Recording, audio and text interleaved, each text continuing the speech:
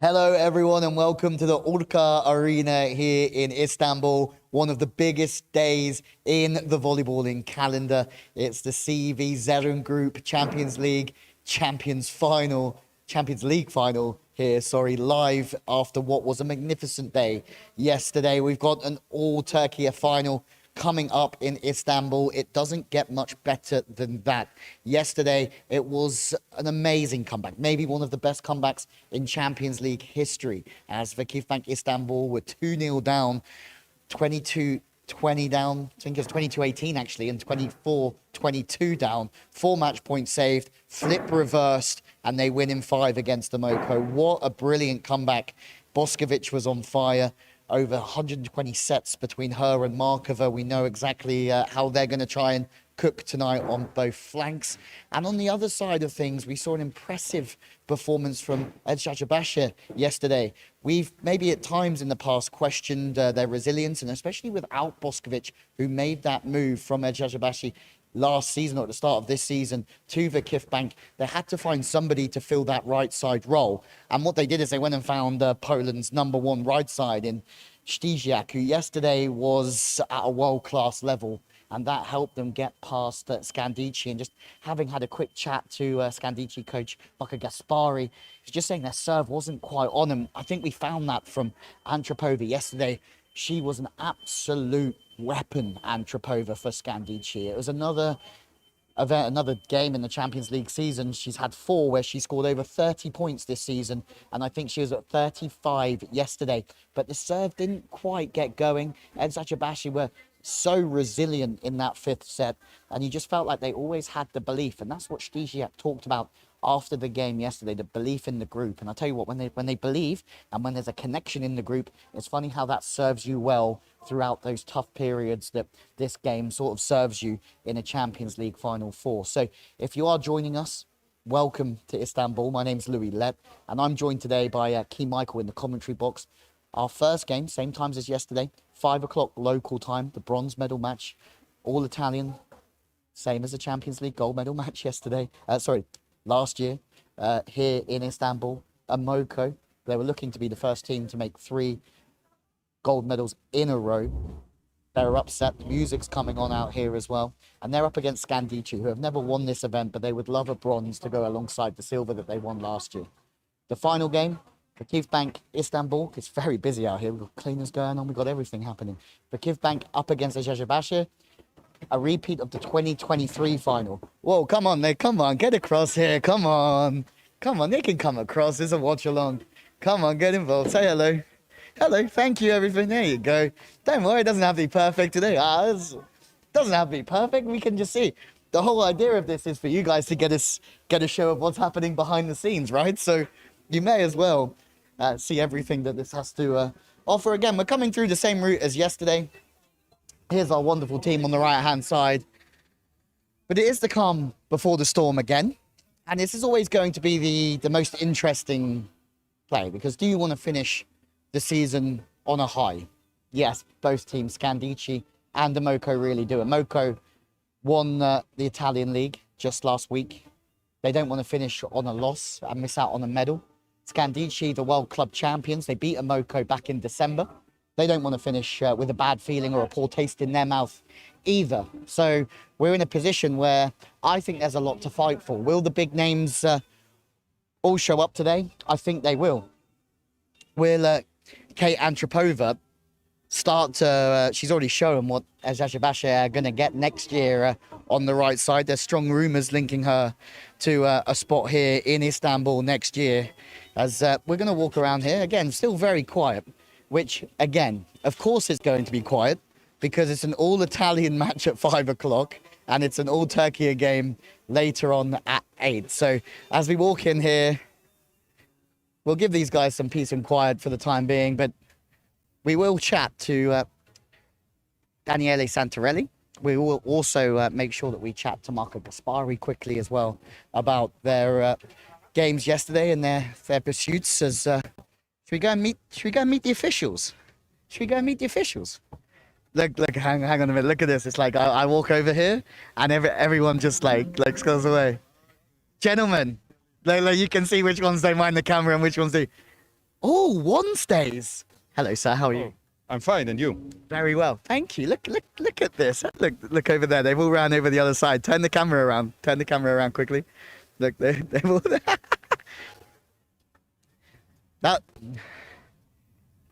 If there was anything that reminded me of my dating life growing up, that was probably it.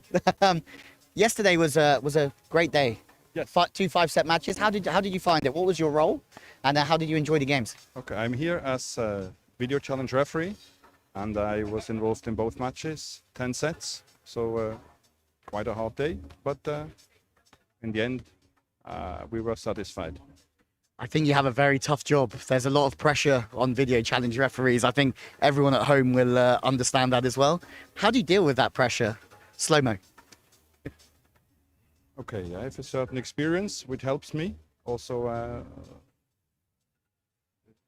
year-long experience as normal volleyball referee, or 1 or 2, and we have a very good technology and the crew who is supporting, especially me as challenge referee. Amazing. Who's going to take the gold today? The better team, the team who is winning the last point. I feel like this is a typical referee answer over here. Can't go one way or the other. Did you enjoy the day yesterday though? Yes, I did. Amazing day, wasn't it? And I mean, that comeback. How many Champions Leagues games have you been involved with in your career? To be honest, I don't know exactly. 50 or 60. And how does that comeback from Vakifbank Istanbul compare to some of the other games you've seen? That's probably, not that probably, that is definitely the highlight of my refereeing career. Yeah. Involved in Champions League Final for Women's in Istanbul. And it's not far off of one of my commentary highlights either. And I talked to Sheka Ogbogu today in the lift, the American middle that plays for Vakifbank, and I asked her the same question. I said, out of everything you've achieved in this game, how does that win compare? And she goes, I think it tops everything. So it shows that it wasn't just us. Thank you very much. Enjoy.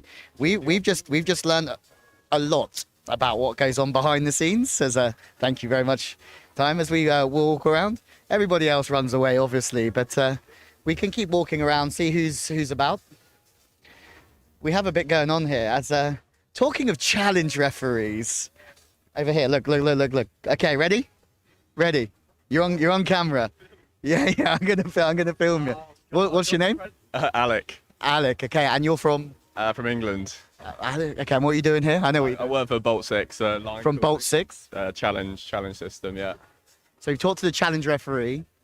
Say name as Alex. Alec. Yeah, Alec. Sorry, Alec is now going to try and serve. So we're going to see if you Bolt 6 fellas have got it right. Should we pick a target?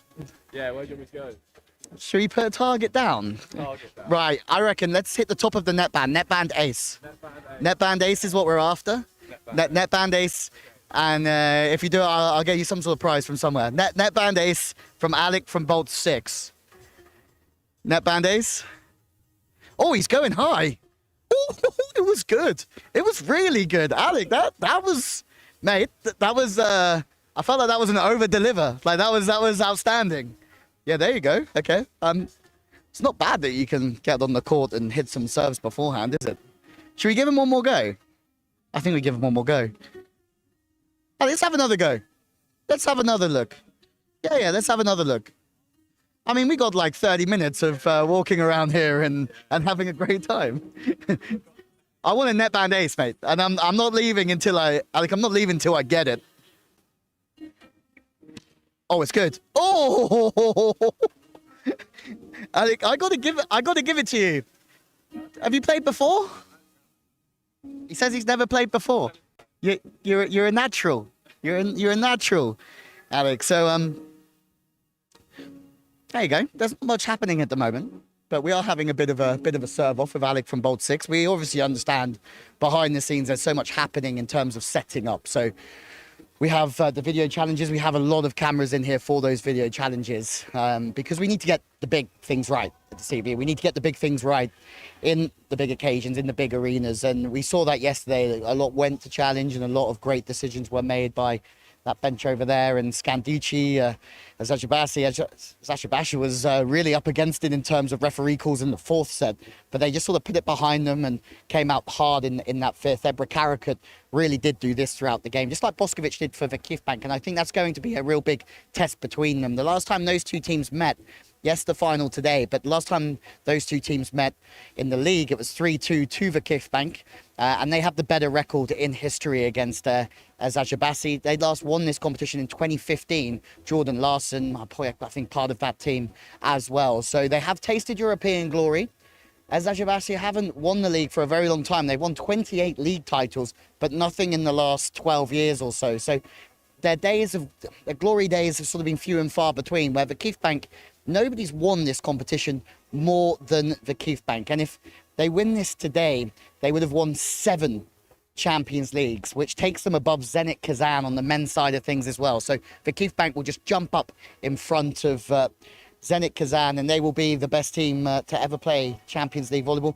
Everything underneath the guidance of Giovanni Guidetti as well. Guidetti's been here the whole way through, and if I ask Guidetti later on if that's probably his best memory with the Kifbank, I'm sure it's got to be up there, isn't it? Coming back 4 match points down, turning the screw in the fifth, Boskovic just not getting dug anywhere, Markova on the left side, Ogbogu in the middle. I thought she was brilliant yesterday, made some unbelievable blocks and got into some good spots as well. But also Sarah Gunesh, from an attacking point of view, was absolutely outstanding as well. So the Kifbank, I think, go into this as favourites because they've obviously won the league here in Turkey. They have the better head-to-head against Zashabasi, but also, as Gaspari just told me, he said that they're big as Zashabasi, and you have to serve well against them to almost, what I felt was to get them off the net. So all in all, it's going to be a mouth-watering contest here because we're in a position where the Kifbank will be the favourites, but they're 2 big hitters on the wings. 120 balls between them yesterday.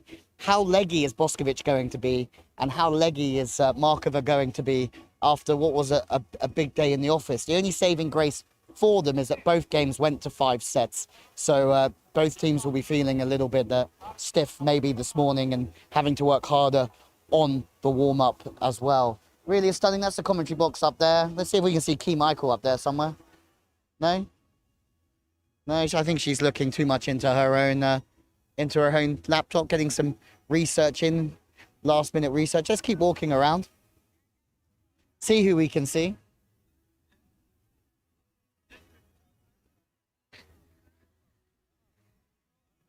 We have another Zhu Ting fan. On my days, hello.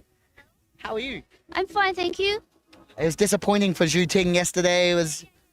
Of course, I'm going to support Juting and her team, Prosecco, Doc, Imoco, CONEGLIANO. Yeah. Amazing. Were you here yesterday?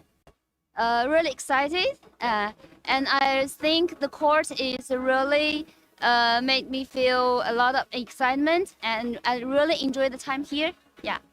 Is this your seat? Surely, are you sitting here for the game? Actually, my seat is just a line behind it. Okay. Yeah. I mean, in the NBA, this would cost a lot of money on this seat right here. So yeah, you would be courtside. Worth it. Yeah, this is like courtside NBA. Like I could never do it. I'd love to go watch the Lakers in a seat like this, but unfortunately, that's outside of my budget. Just here we see a group of people that are doing an amazing job. These are all of our volunteers. Yesterday we were talking that they're all from Fenerbahce, play for their junior side. As you can see, there's some good athleticism and height on the team there as well. So I expect to see some of these take to the court a little bit later on in their volleyballing career. They're still on the ascendancy. Yeah, it's very busy in here. There's a lot on the floor. As the S&C coaches, the warm-up coaches, will be looking to get underway and get their ball moving, so to speak. Should we walk back this way a little bit? I wonder if we can get somewhere up there, because we know that outside here, we've talked about the games a little bit. We know what's happening today. We know Imoco, Scandicci are going to try and turn it around after yesterday. Finish the season on a high before the VNL gets underway, and you have a little bit of time off for some of these players, which I think is key. Seasons just seem to sort of spin one after the other, etc., etc. And the international season follows very quickly on from the club season, so a rest for these players will certainly do them the world of good. We're hoping that Elif Shahin's recovered yesterday, and we have to feel sorry for Dangibits from Vakifbank, who obviously is out today with the knee injury that she sustained in that first semi-final, which was just heartbreaking for her, just as she was getting up and doing a great job on the outside as well. Well done to Helena Kazud coming off the bench and providing some steely determination and consistency in the big moments as well. We're still here. We're just waiting. Should we just say hello to anybody? Oh, look, Federico Ferraro over there from the CV. Just have a little look. That man is one of the most knowledgeable men in volleyball right there. He won't come on. Come on. Come on. Come on. Yeah, I gotta do this. I have to do this. And I said, I know you said no, but this gentleman here is one of the most knowledgeable men in volleyball. For sure. Oh, sorry, for sure you are. And that's how I am. How long have you worked with the CV, Federico? It's 18 years. 18 years. 18 years. What's your favorite memory from those 18 years? Well, there is a lot, but I would say that I will always cherish the memories of my first Final Four back in 2008. 2008. Amazing. Somebody that trivia, you would be king trivia man in volleyball? Possibly. Yeah, I could. Who's your money on today? Well, I'm officially neutral, but I would hope that we get a high-level final match that is worthy of the Champions League gold medal game. We certainly had a couple of games yesterday that were worthy of semi-finals. Absolutely. I think there was a lot of drama, and I think people did really enjoy, what they got to watch. The first semi-final with this complete turnaround was extremely dramatic, and I think the second semi-final, had a lot to offer as well. Can you remember a Champions League game quite as dramatic as that first semi-final? Well, the one that springs to my mind is the gold medal match for the 2012 men's final. It was Skra Bilhatov against Kazan, and it was very dramatic, and it was decided at the very last couple of rallies in the tiebreak. So that was a drama-filled moment as well. Told you he knows his stuff over here. And did you know today that if the Kifbank win, that's a 7th Champions League win, that takes them above Zenit as well. So they'll be the most decorated side in Champions League history. That is an all-time record, not just for the women's competition, but for the Champions League as a whole as well. So that would be, history in the making, yes. Have you got any more stats for us? Well, I think that's enough for today. That could be enough. If you ever see him, come and say hello. Very nice man, but one of the most knowledgeable men in this sport, I promise you. Thank you very much. And I know he was a bit shy, but I had to go. Look, you can see how knowledgeable he is. Look, and everybody knows him. Everybody knows him over here. He's been around for a long time. We need to see. My small aim would be to see if we can make it somewhere up there, because there's a lot of fun in games around there.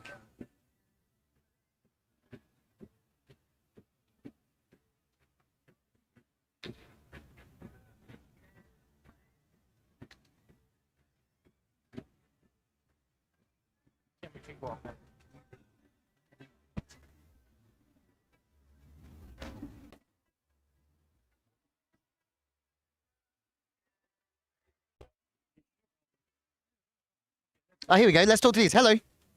How are you? No? Hello? Yesterday we had semi-friendly. Here we go. How are you? I'm good. Do you? I'm very well, thank you. This is going to be an amazing final day. Are you excited for it? I'm really excited. Who do you support? Do you play for Fenerbahce as well? Yeah. Okay, so everyone here plays for Fenerbahce. Yeah, they are. So I think I support Vakifbank, but I really support Fenerbahce in my heart. It's the champion of my heart. They have to stop losing golden sets. Yeah, they are. They keep losing golden sets in Champions League. I'm really sad for them. They should be more confident about themselves because they're a good team as well, but they just keep losing. Yeah, it does happen though. Maybe you guys are the guys who are going to turn it round for Fenerbahce in the future, and you're going to lead them to the Champions League title. What position do you play? I'm middle. You're a middle. Okay. What's your name? Ipek. Ipek. Okay. Watch out for the future. I reckon 5 years, 6 years, you'll be ready to You ready for Champions League? Yeah, 5-6 years? Okay. Thank you very much for your time. We're going to keep walking. Hello. Right, let's walk up here. Then we get somewhere towards the commentary position, somewhere just up there. We keep walking through here, see what happens.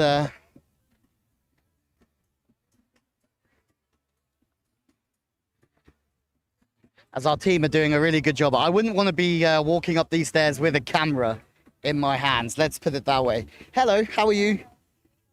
I'm very well. Who's going to win? Who's your money on today? The first match or the last match? The final or the first one? Both. Both. The first one, Imoco, Conegliano. The second one, anyone, but my preference is Eczacıbaşı. Yeah, I thought they were great yesterday. Very resilient. Yeah, exactly. But it's a very strong team. Very, very strong. Yeah, And in they the never middle. give up. Yeah, we found that yesterday, didn't we? They just keep fighting and they're resilient in everything they're doing. Are you excited? You're very knowledgeable about volleyball. Yeah, we're a very good volleyball supporter. We support Fenerbahçe, who unfortunately isn't here today, but yeah, we watch all the games. Amazing. Yeah, Fenerbahçe have a problem. I was just saying with golden sets. Exactly. They need to get over the golden. Against Focus. Yeah, against and SCANDICCI this year as well. Right, lovely to speak to you. Thank you very much for coming on with us. We're going to keep walking around a little bit. Keep walking. Let's go. We're going to keep coming up here. Who's at the top of the stairs? I'm even giving it the 2 steps at a time up here. Up we come. Let's go see Key real quick. I am being torrid to our camera crew, making them walk up a million stairs. As yeah, this is our commentary, you know, and this is Key Michael trying to hide herself away. But unfortunately, she's not the sort of person that hides really easily. Yeah. I'm so bad at hide and seek with my nieces. That's why. How are we doing, Key? Guys, it's finals day. I couldn't be better. We had so much fun yesterday, so we got more coming at you. I'm just walking around to everyone and they're saying, I was like, can you remember a better comeback than that? And everyone's saying no.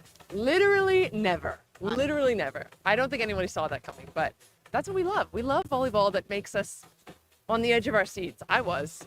He was. We were both. Hairs were standing up. If you probably have scratch marks on your arm because I was grabbing him like this during the. She was the whole way through. And you can join us today actually on a watch along. We have a camera there that, yeah. Luckily the camera's more set up on Key's face than mine. Yeah, and we'll be for Can I talk you through our setup here? We've got a Sony Alpha. We've got a G Master lens. What is it? 16 to 28. Look, guys, if you like cameras, this is your setup right here. Hashtag sponsor me. boring. I'm not a tech guy, all right? Look at this. I'm not a tech guy. But I am willing to learn. Yeah, look, you guys are working. Is that an F3? Is that an FX3 or what? FX6. FS6. If there was always one thing I really wanted, it was a good rig. This kind of rig, or you got a great rig? What are you talking about? Stop it, right? We need to go. See you guys later. I'm blushing. We need to go do some work. Key Michael, everyone. First Champions League Final Four for Key. What's through here? Oh, we got some volleys going down out here. Look at this out here. If you are coming to the arena, you can come and treat yourself. Every time. Look at this Turkish tea in here. It's the best Turkish tea ever. Best Turkish tea. And we have to go. Look, we're getting called back. I think I'm getting told off for drifting a bit too much and dragging everybody the wrong way. Right, down the stairs we go. How's the back of my head looking, guys? Is it good? I always feel, a little bit shy. What great timing. Outcome, SCANDICCI, who are looking to bounce back. We need to try and find a way down, don't we? This is going to be interesting. Let's go this way. Luckily, I only have little legs. Unfortunately, I have a very big waist. As our friends over here watching. I hope you're having fun. We've gone really far off piece today, for want of a better phrase. But here we are. Hello again. Hello. I am this guy's worst nightmare at the moment. I'm bringing him, dragging him everywhere around this arena. We've almost seen half of Istanbul, home of 15 million people, but we've covered most of it. It's a wonderful experience. Right, let's see. Aha. Thank you.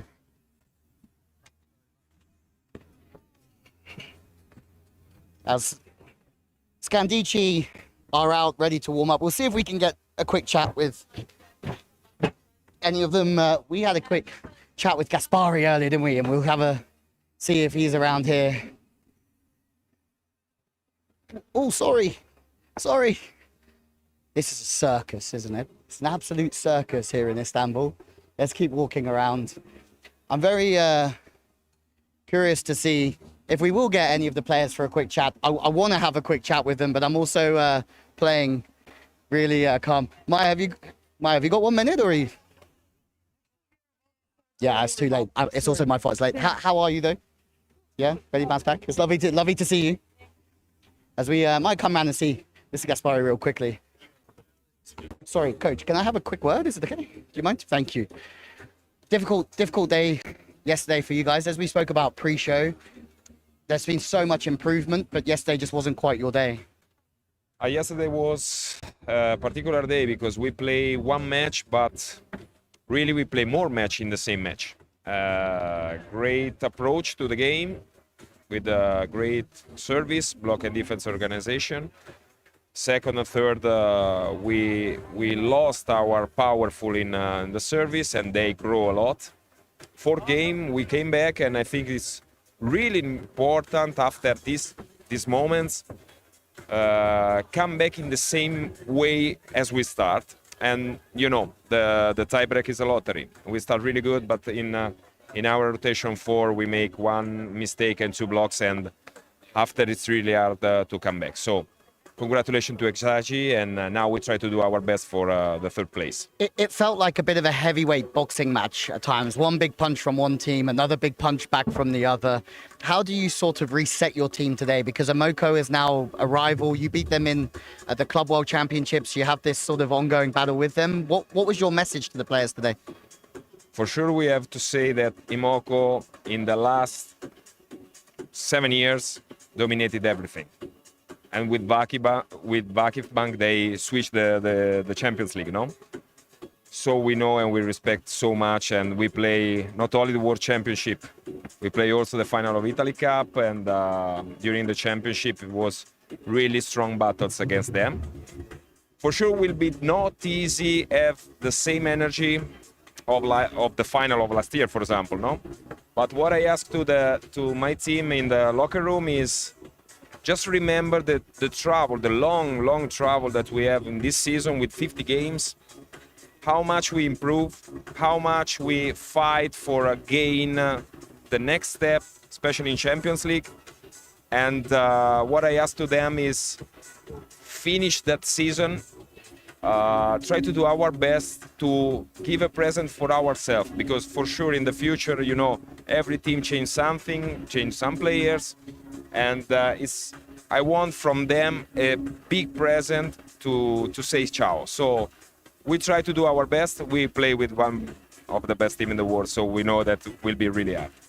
Amazing. Thank you so much for your time. It was enlightening for me to listen to your message. A lot of positivity off the back of what was a tough game yesterday. Good luck. I hope you get some holidays in the summer, a couple of weeks. Yes, for sure. you need to take something, man.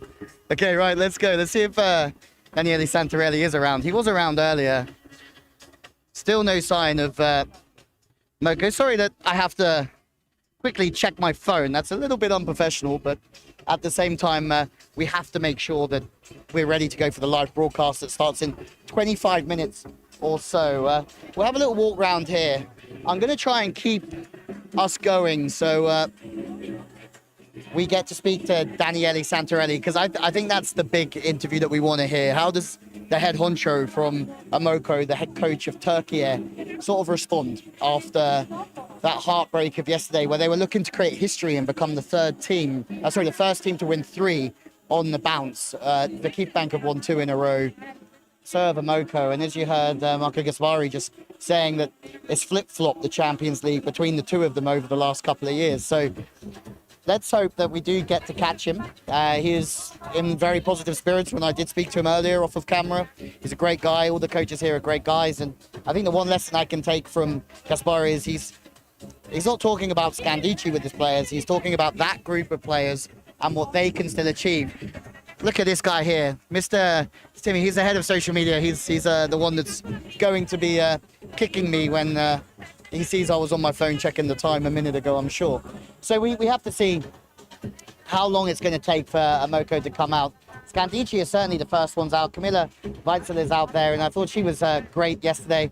For like 60-70% efficiency on the net, but real quick, young German talent as they struggled. They have Antropova, but they need everybody else to come to the party. Pazzetti will start on that left side, as will Skinner, you'd think, as both of them were at 30-36 efficiency on that left side. Where you look at the Kipbank, you look at Emoco, you look at everybody else, they had 50% sort of scoring rate on that left side yesterday. And yes, stats don't tell everything. We know Pazzetti's in the side to hold everything together like the glue of the team with the pass. But at the same time, we know that they probably weren't scoring enough on the outside yesterday to really get over the line. As they're ready.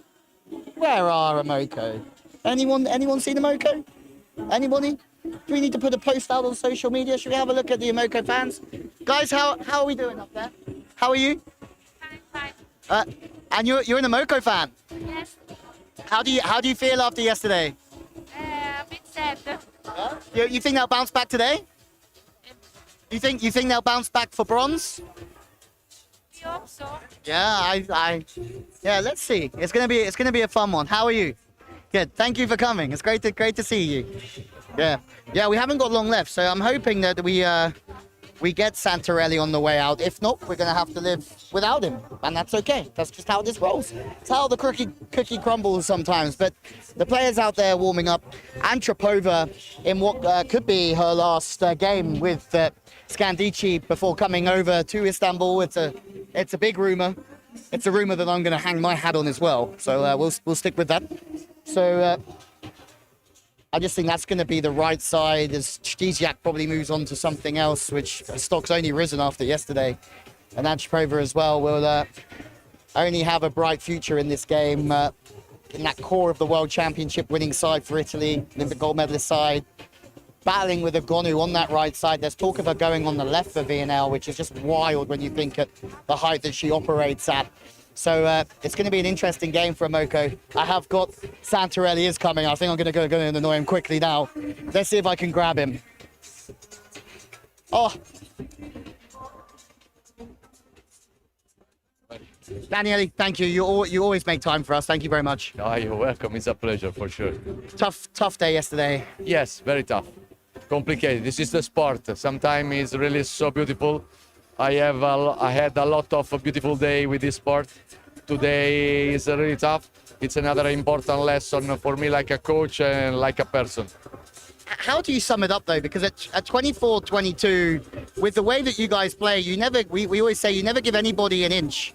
Yeah. But all of a sudden there was just a little inch. But the Kipbank played really well after that as well. But in the past happened something really so crazy and beautiful. I remember the first World Championship against Vakifbank. We lost 14-10 and we won 22-20, something like this. And yesterday we lost. So sometimes the sport gives you, sometimes the sport takes something. It's really difficult to analyze. The sport is so complicated at times because also in the mind it can change something. So we had a really great feeling. We played so good, and then we started to do some mistake. Good about Vakif, what they did for sure to recover. But I think that we changed something in our mind.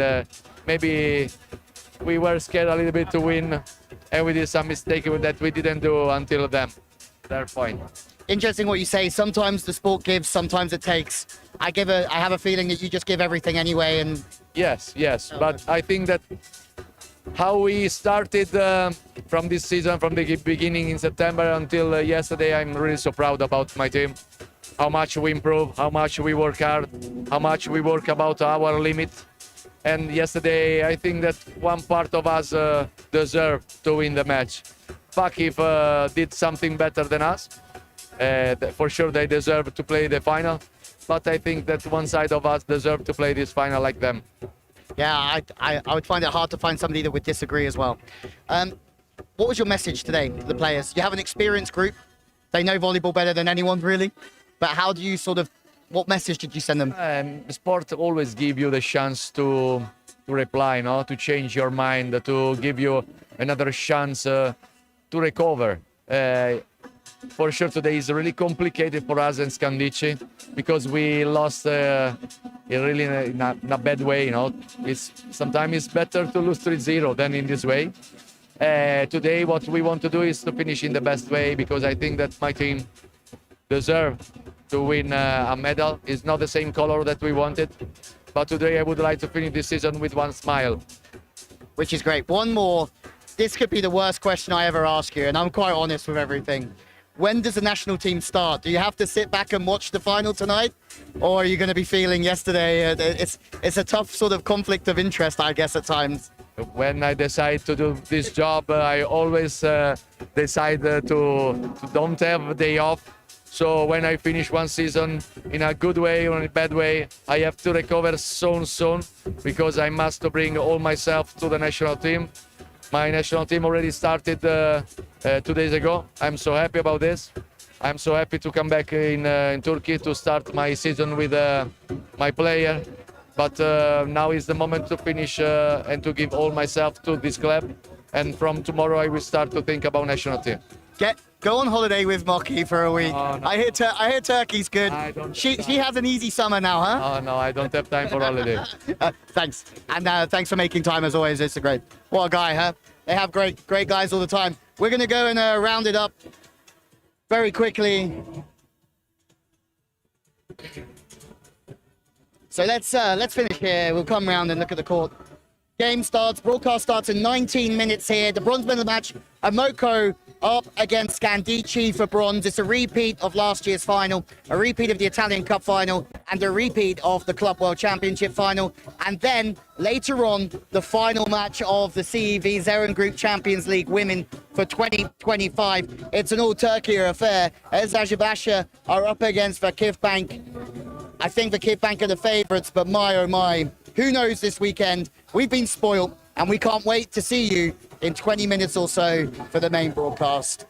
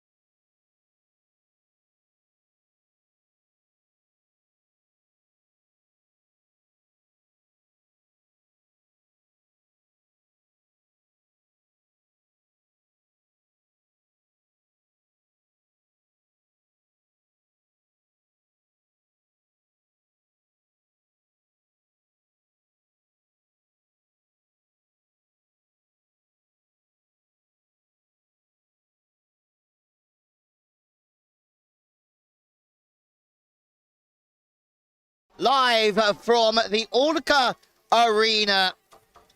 And we are in for a wonderful day where the podium will be confirmed here in Istanbul. And Imoko CONEGLIANO make their way in some time ago now after squandering a 2-0 lead yesterday against Vakifbank Istanbul. The 3-time winners will have to play for bronze today. They'll have to pick themselves up after a tough day in the office where they had 4 match points and they were on to be the first ever female side to three-peat a Champions League. Instead, it will be Vakifbank Istanbul that play Eczacıbaşı in the final, an all-Istanbul affair. And for Imoko, they will be up against Scandicci in what is a repeat of last year's final. Scandicci still waiting for that first Champions League gold medal after their first silver last year. They are the World Club champions. They won that back in December against Imoko, but they have lost in the league and also in the Cup in Italy this year. They went down in 5 to Eczacıbaşı yesterday. They also have to dust themselves off and try and finish the season on a high.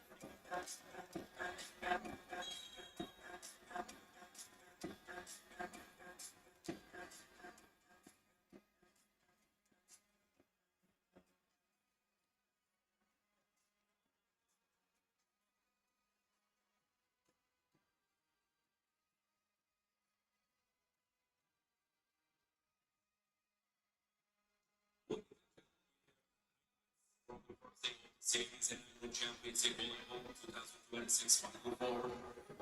Onu Mexico şu anda ekranlarda ilk günden hazırlanmış bazı özel anlar yayınlanıyor. CONEGLIANO ve Volley karşılaşmasıyla başlayan bu highlight şu anda ekranlarda.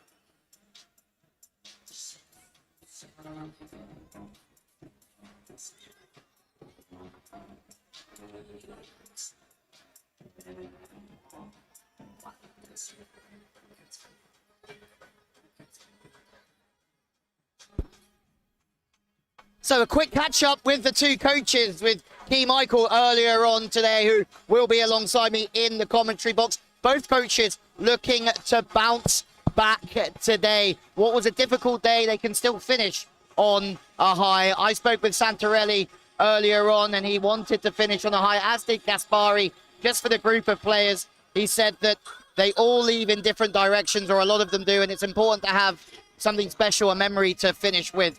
But Scandicci have only won one of the last 10 meetings with Imoko, and that's important for this game. The one they did win, though, was that World Club Championship victory. So they know that they can beat them on the good occasion. The likes of Skinner, Antropova, Nawakalor all started on that evening, on that occasion as well. Castillo as a libero. The captains, the setters, two legends of the game, Maja Ognjenovic and Joanna Volosh, just tossing the coin moments ago. Lewie Lett with you in the commentary box.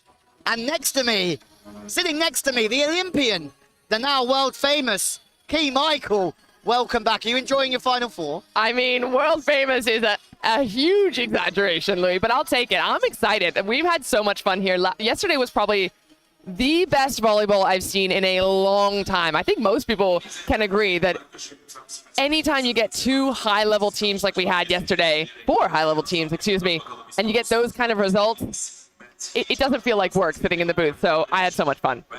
It was a memorable day yesterday for Imoko.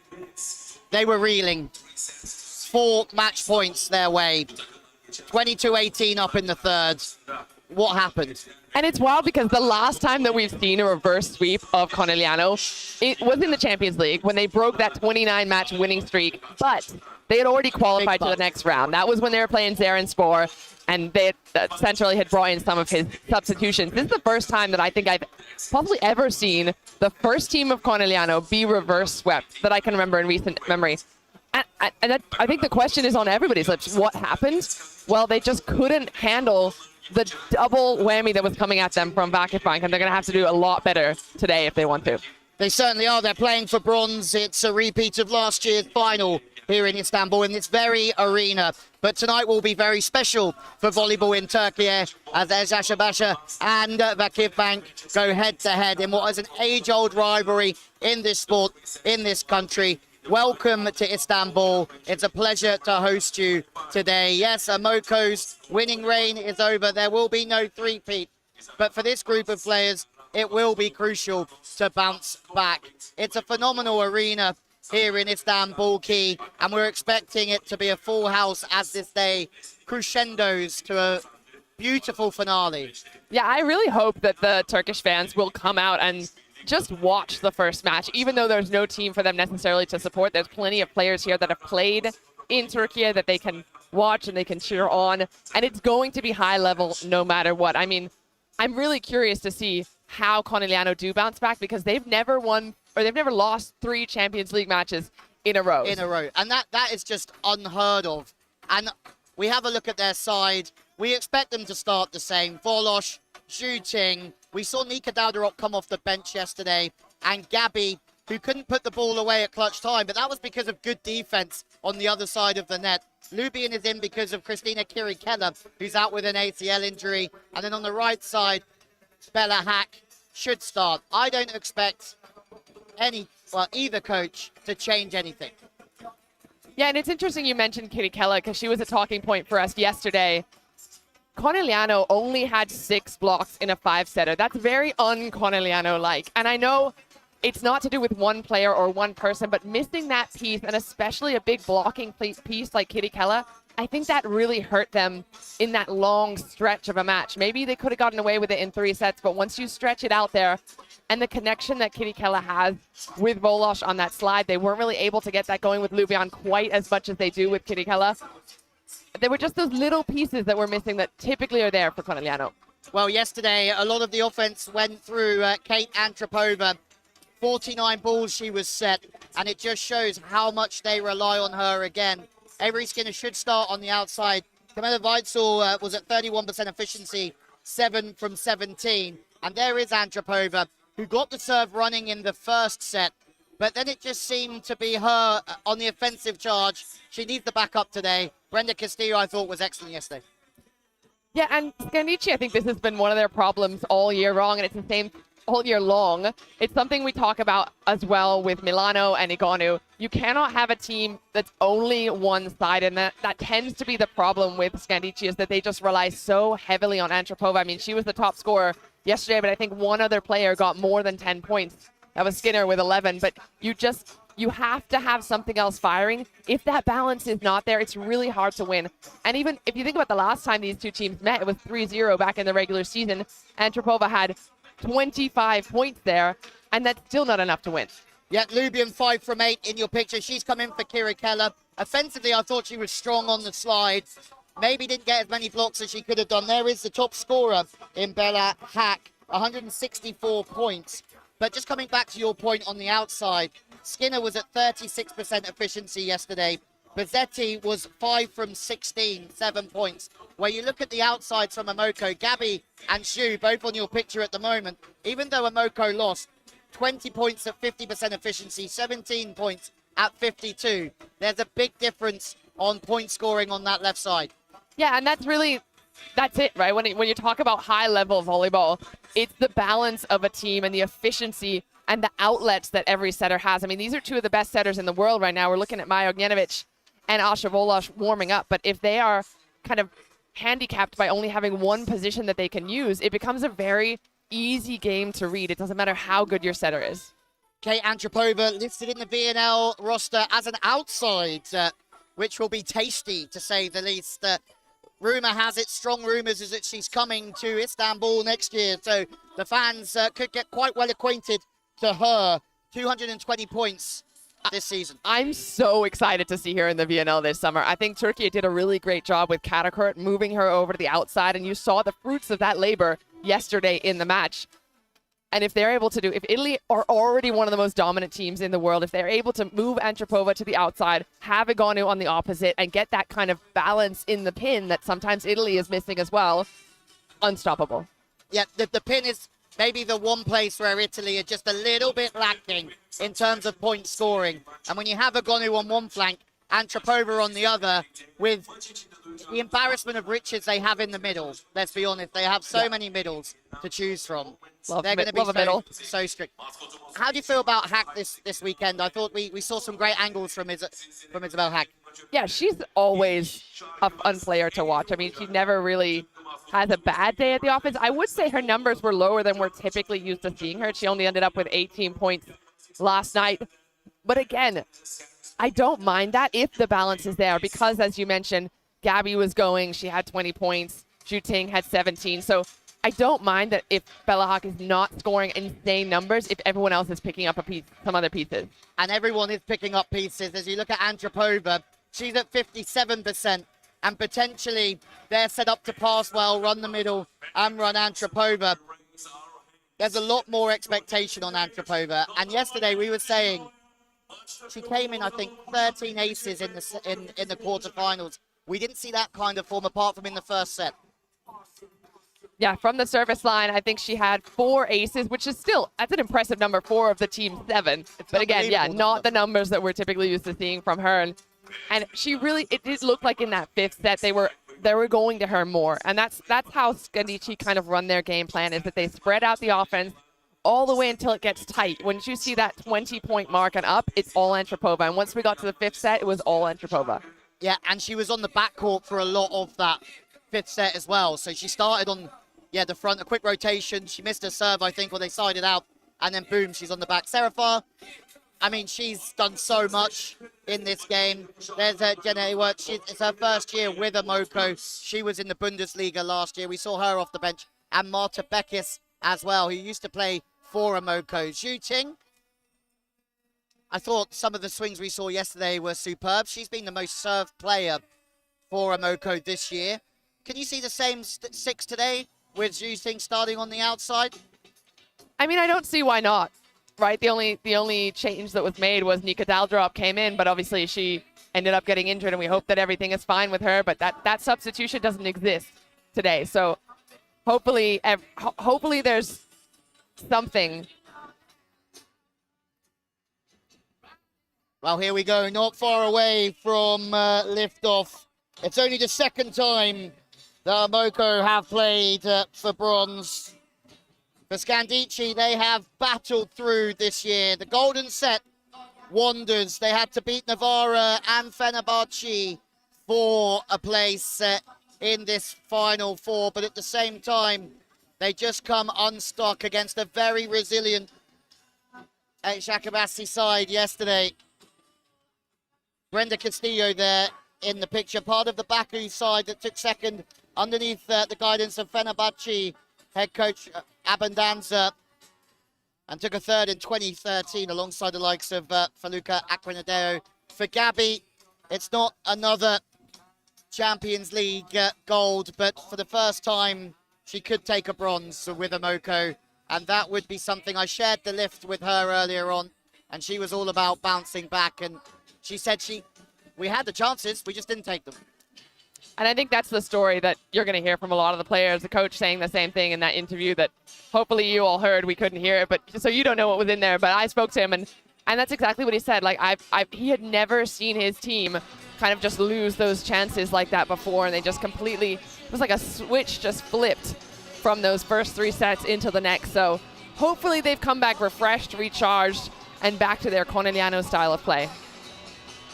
Yeah, we expect them to play low errors, high aggression, and for large periods, they can make it look so easy. But then maybe we saw a vulnerability to them that we certainly don't see very often. Maybe we haven't seen ever in the Champions League. That loss in the quarterfinals, they had already qualified through to this Final Four. The pressure was off and the bench could play. Yesterday was a very different performance.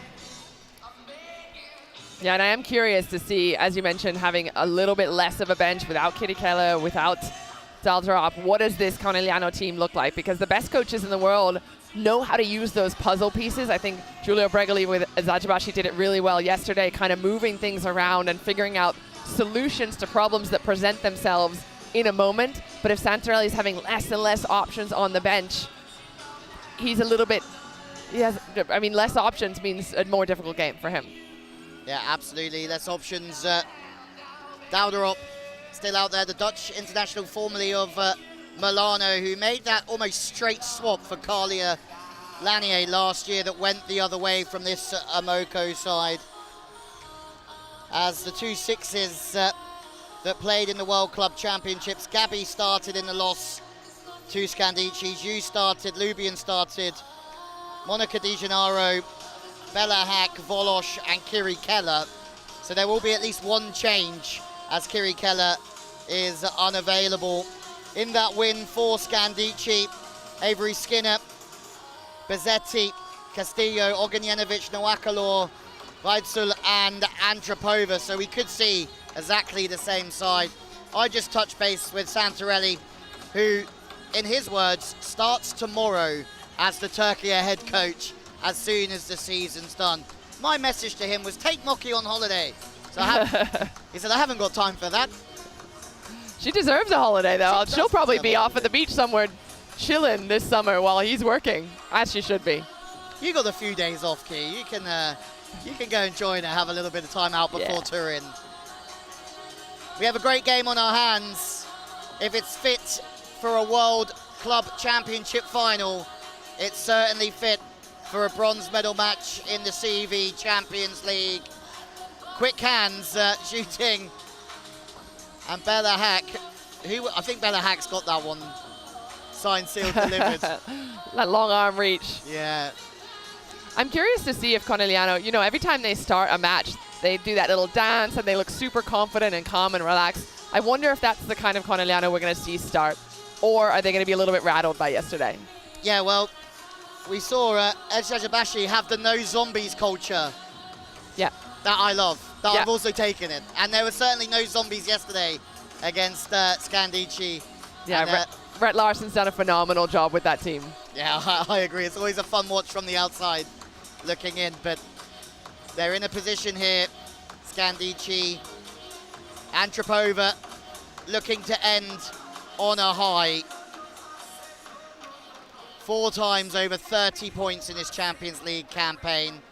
Lubian will be in from the start with no Kiri Keller. She's an Olympic gold medalist from 24, former Scandicci herself, and won the Challenge Cup with Antropova, Luisa Lippmann, Melinov and Brenda Castillo now on the other side of the net. Feels like the players are still having a fun time playing for bronze. And it's interesting because bronze is one of the hardest medals to play for. Any athlete will tell you that when you've just lost the day before in a semifinal, you have to pick yourself back up, especially a 5-setter in volleyball, and just regain your energy and your focus to absolutely go 100% at battle again. So the winning of the bronze medal is the sweetest, but it is the hardest match of your season. Certainly is. We're going to see how both sides can bounce back. We're almost ready for them to be introduced here. Of course, it's slightly quieter here in Istanbul. We expect it to gradually get busier as the day comes to a close with an all-Turkey final here in Istanbul. It proves to be a very exciting day in the volleyballing office. One of the best days of the year for the volleyball community. And put your seatbelts on. Oh, we got the light show coming up too. We can't forget about that. We love the light show. We do love the light show. Well, wherever you're watching from, Lewie, Lett and Key Michael with you in the commentary box for this Final Four. And it is lovely to have you here, Key. Thanks. Pleasure to be here. It's so fun to be going through the action with you. The questions that need answering. Can Imoko turn it round and get back to winning ways? Will SCANDICCI only beat them for the second time in 11 matchups? We're about to find out. Imoko will be the favourites as Monica Di Gennaro has won all 3 of the Champions League golds and silvers with Imoko. Gabby has won with the Kifbank and with Imoko, but not today. Still looking for that big international win as well. Shooting, an Olympic gold medalist in 2016. Never lost a final, but not in a final today. Serena final for Marina Lubian.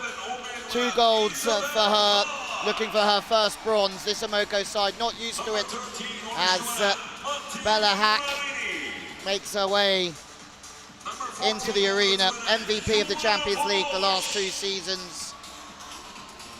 And Joanna Volosh, the setter, another one that's been here for all 3 wins. And Merit Adigua, the second opposite that's so promising at under 19 level. And Nika Dowderop coming out in a libero jersey. Oh, sorry. I got confused there. They're in red today, Key. Sure are. Sarah Farr, somebody who's impressed yesterday. 3 golds, medals with Imoko. So a lot of the core of the side that have won all 3. Di Gennaro's the only one that's tasted all 3 defeats with Volosh. Daniele Santarelli applauding his side that he's so proud of, he said, from where they started the season. While Maya Ognjenovic still looking for that elusive Champions League gold. It would have been fitting for her to have won one. 2 silvers and 1 bronze for Castillo, who makes her way out. Gaia Trabali playing for her first ever medal at Champions League level. Beckis with 1 bronze and 2 silvers. Avery Skinner looking for her first CV Champions League medal. Played in 9 of 10 games this year. Lindsay Ruddins, a silver last year. Sarah Franklin, 6 awards in the NCAA, first time overseas, had a great season, and looking for her first medal. Well, Brenda Castillo already out there, but Manuela Rebecchi has such a bright future. The Italian Youth International coming through club by Caterina Bazzetti. Came 4th last year with the Kifbank, won't want that to happen again this year, that's for sure. Giulia Mancini, part of the silver medal winning side yet. Last year, Glaziani won the silver medal. Hasn't been so influential this year, being used off of the bench more. Linda Noakalo, top blocker in the Champions League this year and started almost every game. Antropova, 4 times over 30 points. Best scorer, best server in Serie A last season. That's 2 years running. And Camilla Weitzel from Germany, who moved to Dresden in 2013. She's up and coming, just 23 years of age, but she's played every game in the Champions League. Marco Gaspari lost in the final with Milan 2 years ago, last year with Scandicci, but he is a world club champion.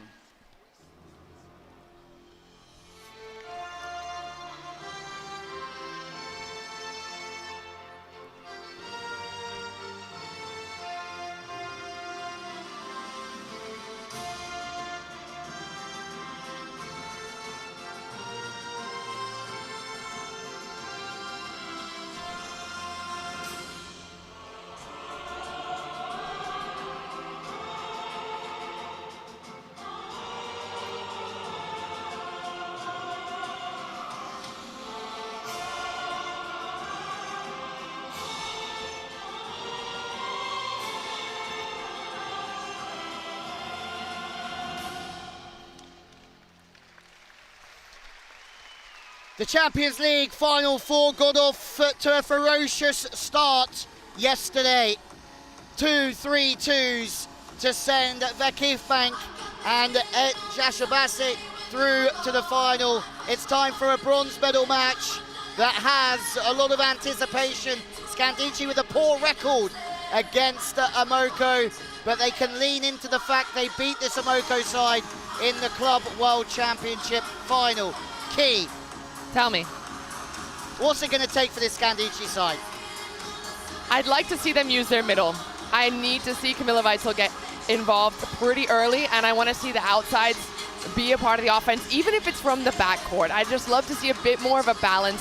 When you're going up against a team like Conegliano, obviously you have to serve tough. You have to maybe try and use some short and long serves, which is what we saw some teams do yesterday. But overall, get Volosh off the net and focus on a big block while you're including a lot of different players in your offense. Can they get the middle in? And for Amoco, you think they don't need to change much? I think their level stays pretty consistent, but I don't think that they're going to give Scandicci an inch today. I think you're right. I think they gave an inch to Vakifbank in the third set yesterday, and they will regret it for a while. Kenneth Arrow from Finland, the first referee. Alexander Sikanic, the second referee. And whilst filming some content earlier on, I went to speak to these guys, and they ran away. No. They ran away from me. Who would run from you, Lewie? Lots of people. Especially when I was younger at discos. As we have a look at the starting lineup, Gabby, Skinner, Nowakalo, Farr. That's a big battle in the middle. Hark and Antropova, two world-class opposites. Pezzetti and Shooting. Pezzetti now just on the outside of the Italian side. Lubian and Weitzel, Castillo and Di Gennaro. On paper, it looks like a real battle. No changes to my eyes. And I think we mentioned it a little bit there in the intro, is that neither team really have a change that they can make right now. This is the team. This is the squad. They're going to put out their best foot forward. You have to, and you have to find a way to find that little bit of extra energy that you may be lacking from a very late night yesterday, especially for Scandicci. A very late night. 5 sets in the legs of everyone. And in the final it will be interesting because Boskovic and Markova was set over 120 times between them. That's a heavy load on the legs. Let's see how this one pans out first. Skinner gets a nod, superb at NCAA level. She's had some brilliant games for Scandicci. This will be a big memory for her. Rossetti also gets a nod. We were saying maybe they need to get the offensive numbers up on the outside. Nowakalo, best blocker this season. Antropova in what we think is her last Scandicci game, and she's been at Scandicci a long time. Weitzel and then Castillo as well. No surprises, Keith. No surprises. I think the time for surprises is done. These teams know each other so well. They play each other every season in the Italian League, at least twice, if not in the Cups as well. The last match went 3-0 Conegliano's way, but that was a little while ago. You know, I think if you're Scandicci, you focus on what you did well in that Club World Champs match. Well, Daniele Santarelli won the World Championships with Serbia, came back and won the European Championships with Turkey. Gaspari made the final with Milano. Scandicci last year, but not this year. The opening set is about to get underway in the bronze medal match of the CV Zeren Group Champions League 2026. Ognjenovic, one of the best to ever do it, will get us underway.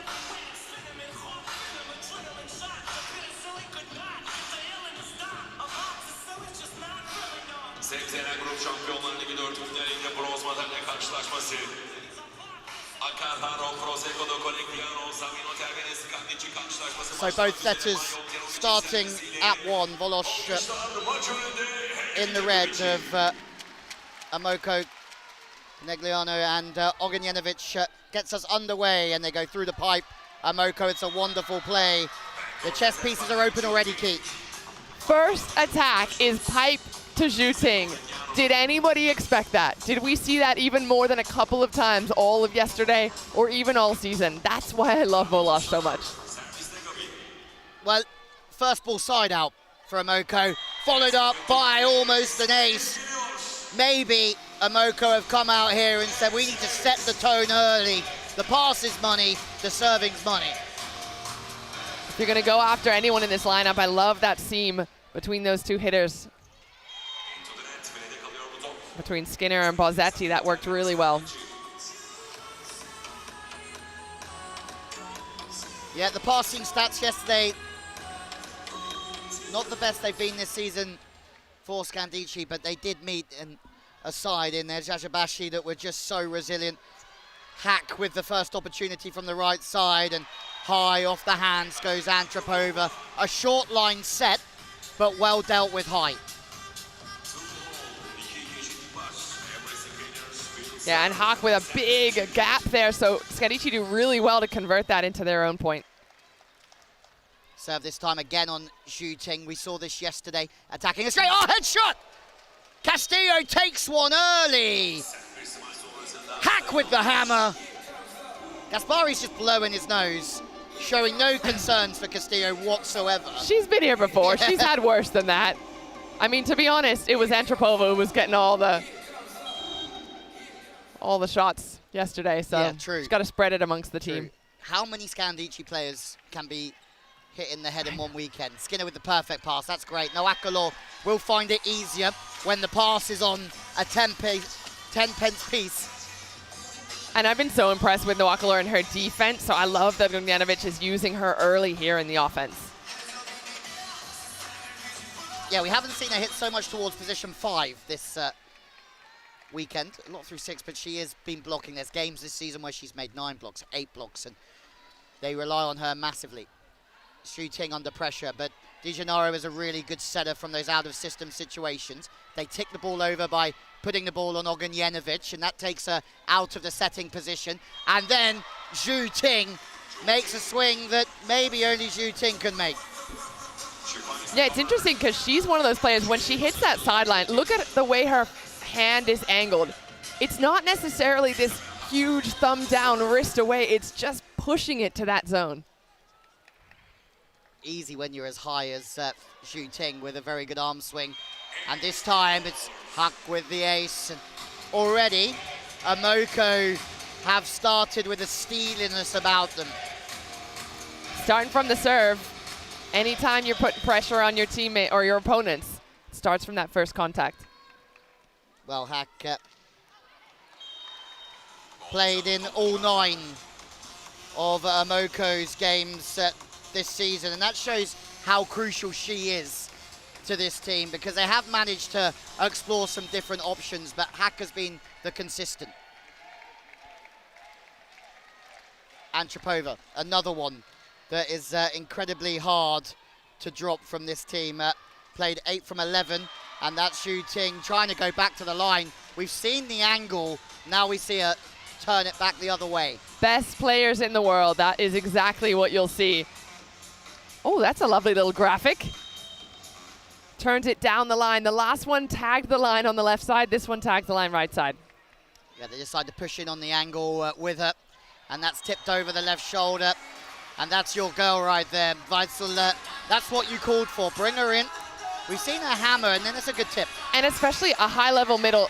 Watch how she changes the direction of the ball. She recognizes that Conegliano have the same game plan. They're scouting. The middle's going to be coming at us. Get 2 blockers up. If there was just one slight kink at the moment for Emoko, it's that the pass has been slipping off the net a little bit. They've been very good out of rhythm, and that's Hack changing towards the middle on the pipe.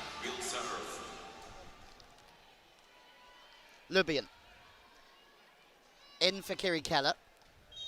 And there's something she does bring to the team. Service pressure. And it is a serve of perfection from Lubian. And again, look at the angle.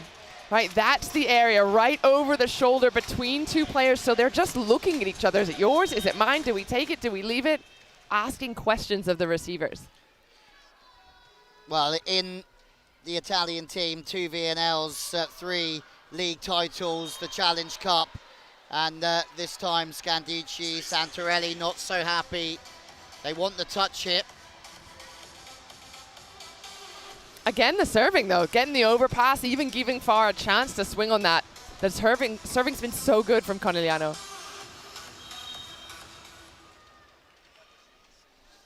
German international.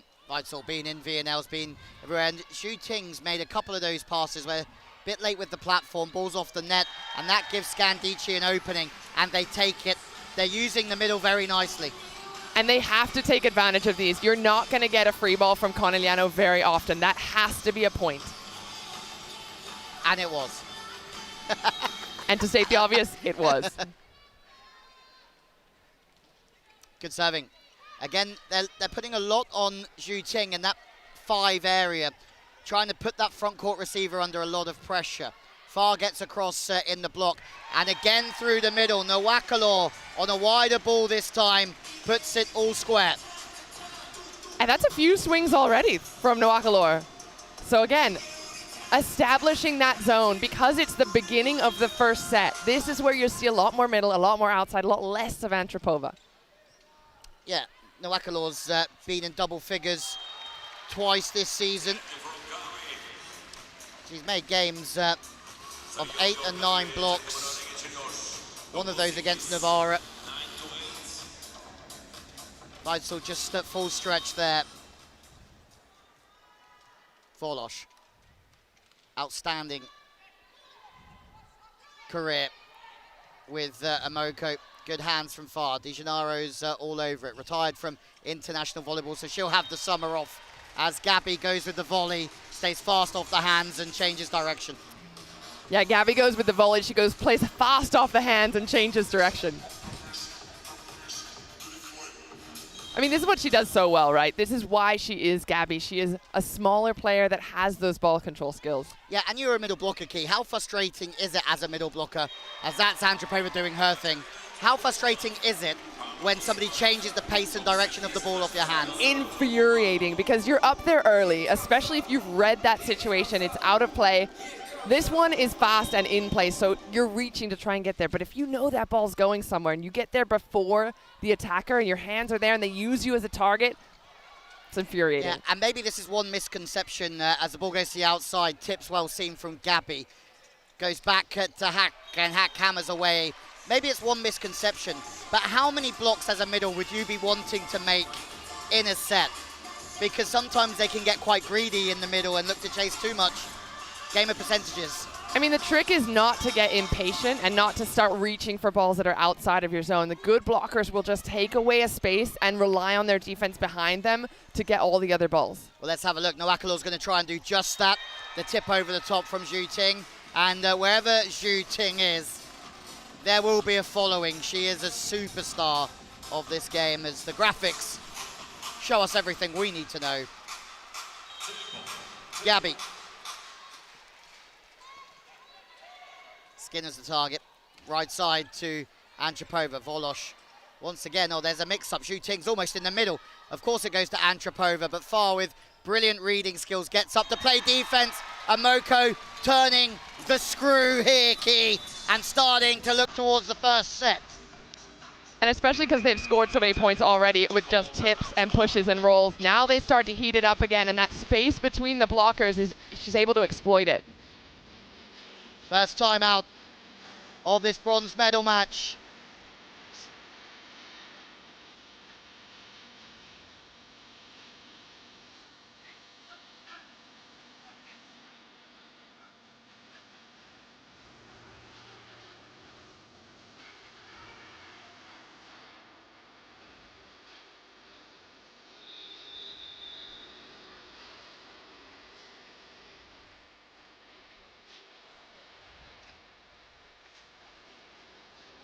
Shooting fans, the snack of choice, a panini. Strong choice.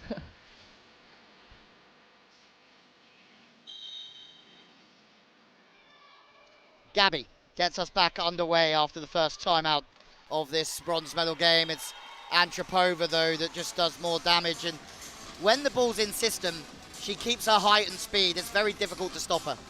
Yeah, she's one of those players that does a really good job of getting her feet to the ball. And even tall players, if you're reaching for a ball in front of you and you're losing that height, she always gets her feet under and goes straight up.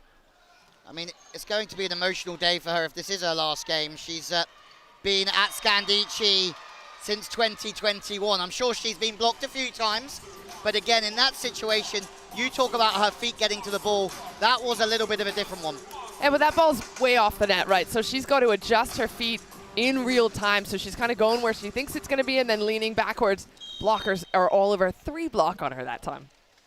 Every time in the slow ball situation, they're trying to get 3 on everyone to the line. Skinner, hang on a minute. Emoko think it's in. Skinner's not over the moon about that one. It is in. It's a perfect serve. So now we're getting a sneak peek into the strategy. Wherever Skinner is, that is where the service pressure is coming to. And Conegliano are a team that if you give them a tactic like that, they will follow it. That wasn't part of the game plan. Sometimes maybe good. 1 ace though so far. That's a good reward. People at home might not understand that. You go back, you make an ace. If you miss the next one, you still sort of made your break. You can move forwards. Especially because if you get one serve, you can then go a little harder. You want to go back at that player. My theory is actually you make them play rather than go with more aggression the next time. Noah Kalor, who started in that final last year with the serve. More nice play from Emoko. It's very clean at the moment is what I'm realizing. Yeah, that ball perfectly to Vola. She has so many options, especially because even though Lubian has not been established today, they've seen her go behind on that route yesterday and all season long, so that's why that high ball right over her head to Hawk works. We just saw a picture of Pizzetti there. The referee's given the point. Ognjenovic has gone straight over there, Key. What's she going to be asking? I assume they're asking if they're out of rotation. That's the only thing that I can imagine would have been called so quickly. Have a look here. Ognjenovic runs. So the rule now is that on the toss, you can leave. She might have crossed that plane with the passer just that split second early. Skinner is the target again. She's getting served almost every ball, as you said, Key. And Antropova's getting set almost every ball as well. Well, look at the scoreline. As soon as it heads into the serious end, the business end, as we like to call it, of the set, that's when you start seeing those balls go to Antropova again and again. And one of the toughest things in volleyball is almost getting served every ball and knowing that every ball's coming your way. It's such a mental challenge, and Skinner is surviving. It was a nice pass. Antropova misses a serve. She hasn't quite got that moving in the right direction this weekend. Yeah, we talked about that in the match yesterday, especially if you can get her off of her service line in anywhere between 1 or 2 points, you're doing well. But if she misses it to begin with, it's a bad sign for Scandicci. I saw a bit of DIY from her. Has to pass the first one up nice and early with the arm back for the spike. She's there again. Then they go through the pipe. It's a picture-perfect play, Key Michael. The reason that works so well is Weitzel is so tall, and she's just hit the first one, right? So it's almost a rinse and repeat. Watch the blockers jumping with Weitzel, and because that ball's a little lower to Skinner, it's a faster set. She's almost just on the shoulder. There's no chance the blockers can get down and back up in time. Scardamillo comes in for Zhu Ting. A passing substitution from Santarelli, something that we saw yesterday.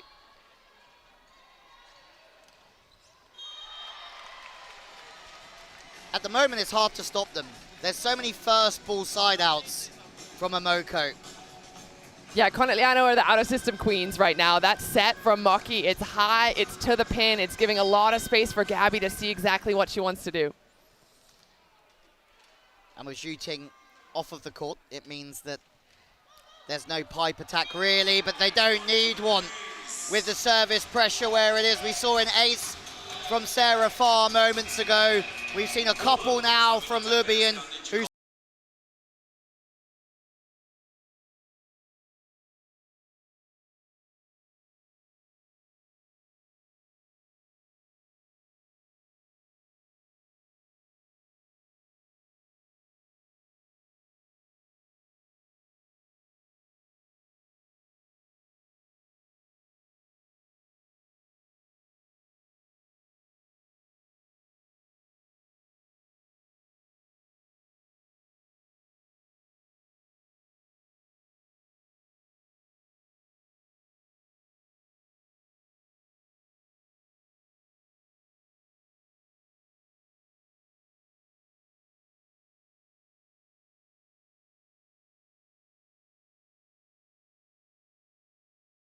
done a professional job here. They've come out aggressive and they never give you opportunities. And I think yesterday was just one of those wild rides where they were home and dry and then all of a sudden they weren't, and the Kivbank came back. Some dig. That one from Hack. Then she has a chance to go off the hands, but to no avail.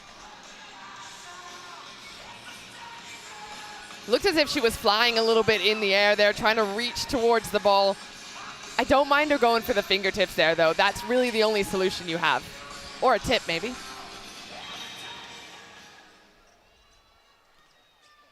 Still three in the pass. Gabby just hooks one back and Hacks there again. And just like we said yesterday, great shapes from Gabby, taking it from behind her. But Hack makes it look easy. Yeah, I've never been a passer myself, so I'd never give advice on it. But when you watch Gabby, her shoulders are always facing towards her target. She kind of, like you said, wraps her body around the ball. There's nowhere for it to go, but right back to her setter. Yeah, one I like of that is getting the thumbs to target as well. Shoulders and then the thumbs sort of get round, and she does it so well. It's and you can. It's one of those things that to the untrained eye, that one's out the back. You just won't quite appreciate how difficult that is. Yeah, especially those balls that go high on your shoulders, to have the body control and the core control to really keep it. I wouldn't know anything about core control. No idea.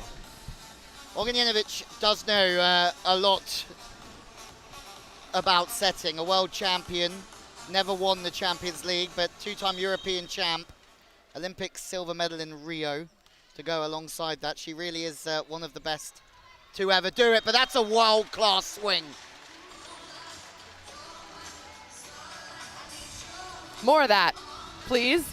More middle, more cowbell, more middle. That is elite from Sarah Farr. How high she's getting and contacting the ball. And if you were to draw a line, a straight angle from where she's facing and then where the ball ended up, it's a very sharp ball away from the body. And that's why Castillo isn't really playing for that. And why it's just, you could have 3 defenders, 4 defenders over there. When you're defending against a middle blocker, and this is a great swing as well from Farr, most of the time the defenders will come up short to the 3-meter line expecting that ball to go straight down, but when an attacker swings deep, like Farr often does, there's nobody there. They've been relentless so far, Emoko, and this is my surprised face, because it really isn't surprising, Key, that they've come out really with something to prove. Well, to be fair, this was the way that we saw them play in the first couple of sets against Vakifbank. This was Conegliano. This was all things going according to plan. The question is, can they extend it beyond that 3rd set mark? Something that Santarelli, he said himself, has never seen before from his side. Something in all the times that we've seen them, we've never seen that from the side. Usually so robust and unforgiving in absolutely everything. And Farr is unforgiving. We've seen her snap 5 Now we see her go back to 1. We're harping on about this change of direction all the time because as an attacker, if you're coming in one direction, then the blockers see you hit there 2-3 times in a row, they're going to start diving in that direction. That's when it just opens up the entire other side of the court. Well, that serve straight down the line. Castillo gets in the way of Skinner early. This one tries to take the pressure off of her. And Trapova is shut down. And the first set here goes to Emoko Conegliano. After heartache yesterday, they have been nothing but professional.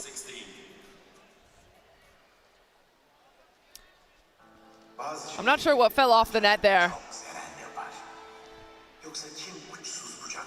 But unlucky for Scandicci. Today has not started the way they might like. But again, you have to keep in mind that Scandicci played the later game yesterday, so they had a lot more, or a lot less time to recover. Conegliano, this is just almost like a fresh slate for them. Fresh slate, something to really prove. Gaspari said he wanted Scandicci to finish on a high. The passing and the defense hasn't quite been there in the opening set. A few other things that Key has also highlighted not been there. They still have time to come back here, but as it stands, it's one-way traffic as we look at Volosh's distribution. I mean, it doesn't get much better than that. It's almost completely even across the board. And the reason that distribution is happening so well is because of that pass. You talked about it. They're just handling that first contact, giving Volosh options on where she wants to set.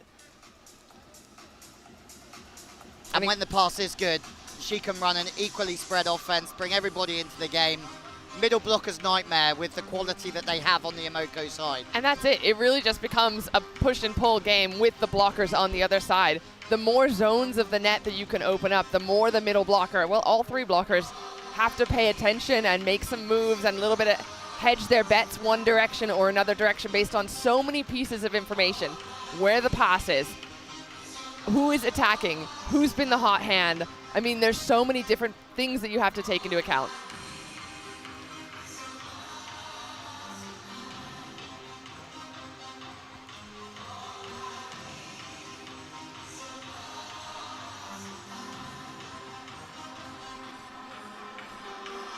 Well, the stats are out. Key, is there anything that's really standing out to you? Well, there's a few more attacks obviously happening on Conegliano's side. We mentioned that they're converting their balls at a much higher rate, so they're at 16 attacks to 11. Scandicci really haven't been able to get into a rhythm. Their pass hasn't really been there. It kind of started early on, those few aces, a few overpasses. They just haven't really given their setters the same options that Volosh has. Lubian is in a couple of aces for her. The good news for Emoko is that they have such depth. Genewa was used off the bench yesterday. She might be used off the bench again towards the end. She's another one that's won the NCAA. But Lubian, the big one coming into the team with that absence of Kiri Keller. Scandicci, we could see Franklin off of the bench. It was something we did see yesterday. A physical asset on the left side, Key, and we haven't seen her as of yet. Yeah, Scandicci might look to make some changes, but I think the main problem, or well, I guess the problem that feeds into many other problems is the reception right now. They've been aced 5 times in one set. That feels to me like there's something missing. And again, Conegliano are a tough serving team and they've got a target. They are really dialed in on either Skinner or seams between Skinner and someone else, and it's working. Antropova's dropped in her efficiency from yesterday, and that's down to the tough serving of Emoko. Gabby's getting us underway. She went after that exact same spot, and it's almost the exact same play as the opening set. I think that's what I'm most impressed of by Conegliano right now, is that they are executing a game plan.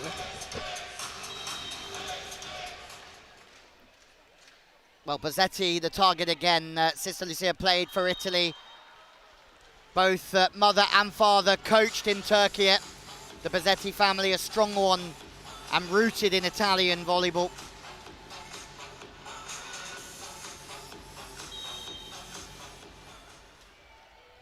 This second set. could be over quite quickly if it carries on like this. Tight for Antropova, and somehow she tips 5 and nobody's home. That's magician work right there. It's good of Bosetti to get that third pass going, but surprised that Gabby couldn't run that down.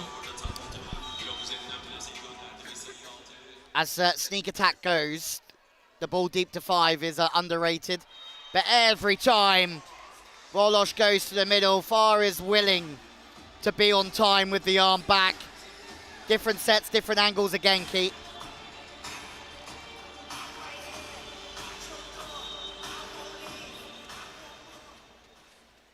This has been, we can talk about Scandicci not quite being there, but from an Emoko perspective, they have put on a real show.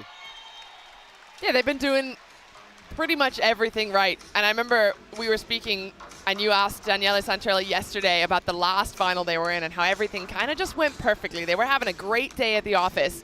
I don't know if we jinxed him or whatever, but you know, the last couple of sets yesterday were not the case. It seems like that is the case though, so far, after seeing one set of information. All things are just going their way. Can that last?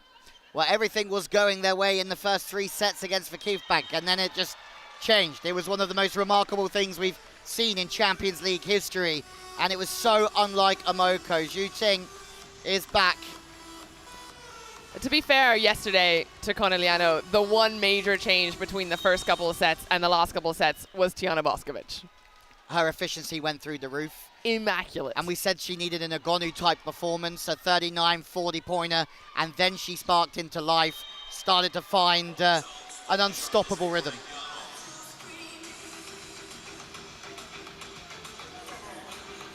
Well, someone else who has to have an Agonu-like performance is another Italian opposite, Antropova, tonight. It feels as though that all of the hopes of Scandicci are resting on her. Absolutely is. It's another rocket of a serve from Hack, this time missing that 5 sideline. Scandicci needed a bit of a break there. They could use a bit of luck, a bit of those balls to fall their way in the next couple of points. Yeah, talking of Agonu, this is the first final she's missed since 2020, but that was a COVID year. So in 2018-19, she won with Navarra. She hasn't missed a final since before then. That's a long time, and it shows the imprint that she's had on the European game. I'm sure we'll see her back next year. She's won the Champions League 3 times, in 3 different jerseys she's won the Champions League. 3 MVPs to go with it. Yeah. It'll be amazing to see if she wins it with Milano as well. Maybe one day. They just need a little bit more strength on that attacking option on the left-hand side. It's felt all the way around Europe. Shooting. Emoko 3 up. And Bosetti the target. That's a much better pass, but still no point on the sharp angle. That's huge though. And Hack's operating on the pipe at times, on the 10 attack at times. More difficulties for the middle. And the other thing is delivering that ball directly at Antropova. I don't know if that's a hit to a zone situation or hit to a player, because the block was kind of taking a little bit of both sides, and they said, no, we're going right where Antropova is, because you're more likely to get that defense or not get that defense than if you hit to Castillo on the other side. And as you said before, with Lubian running on the slide, it really does open up Hack through that inside 10 stroke pipe.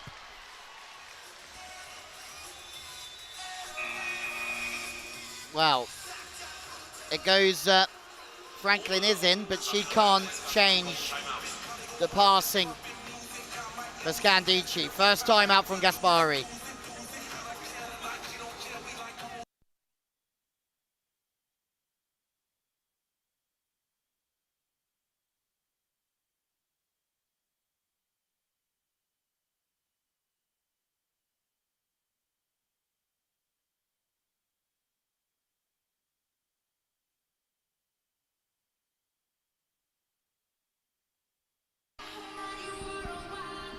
I keep forgetting that you are fluent in Italian, Key. I forget. Well, fluent's probably an exaggeration, but I do love to listen in to the timeouts. And Gaspari's just kind of like, what's the problem here? Why are we so rigid in reception? Why are we not playing with a little more fluidity? And he's right. Scandicci just look as if they have like deer with headlights in their eyes. Yeah, and again, nothing changes. That serve to the left-hand seam of Scandicci to 5. Zhu Ting this time. It's a very different day to yesterday. I like that serve as well, not only because it's to the zone that they've already identified, but because the ball just drops out of the air. She hits it with kind of a pop on the ball, so it goes, and then it drops right before the receiver. Well, Skinner, an American international, and somebody who's been put under immense pressure in the past. Franklin also had a great time in the NCAA with Wisconsin. Played with Dan Arecki there. That one's in Zhu Ting. 10-3 key. What do you do if you're Gaspari now? Well, that's what we were talking about before this match, right, is that how many options are there on the bench for either of these two teams? And Gaspar has already rolled through a couple of them because he's trying to find out that serve-receive problem, trying to solve that. Ooh, there's one problem solved. One problem. Weitzel's back in and doing some heroic work. Oh, it's Maya that drops the left hand in on Gabby. Got to give a little credit to your smaller blockers sometimes. You see she's just taking away that space. It's low, but it's tight. And that's better. Franklin's off the bench, finding the sideline. That's what they need. Yes, Scandicci needs some game changers, some influencers, some spark adders, whatever you want to call them. They need somebody who's going to come in and just give that little extra something, and an ace helps. Yeah, well, against Navarro in that golden set match earlier on. Wow. Sorry, I got a little excited. Anytime that the setter wins a joust with a middle. I mean, Volosh, how many centimeters does Weitzel have on her? And she is strong enough to still win the joust. I've always felt, as a smaller person, that they have some advantage in a joust at times. But back to Franklin, that missed serve. She come off the bench against Navarra and scored at 63%, 14 from 24, and that's exactly the sort of energy they need now. Higher efficiency on the wing, a better pass than what we've seen.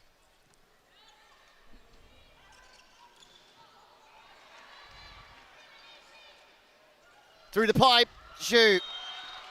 No touch this time.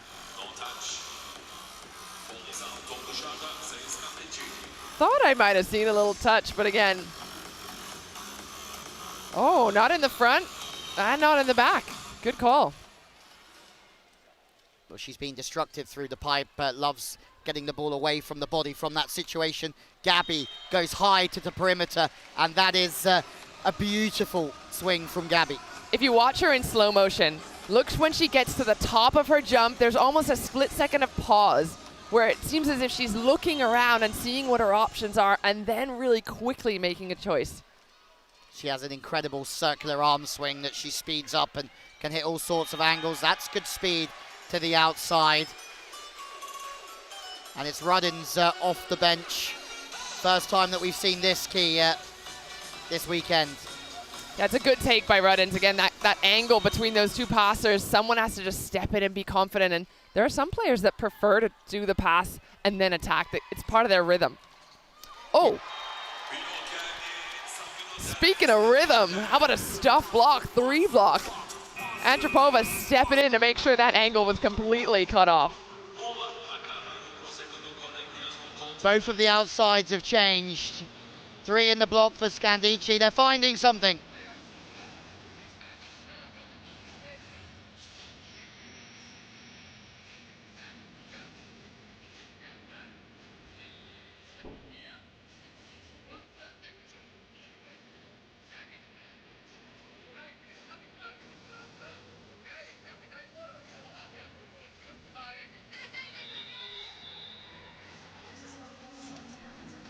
Very concise.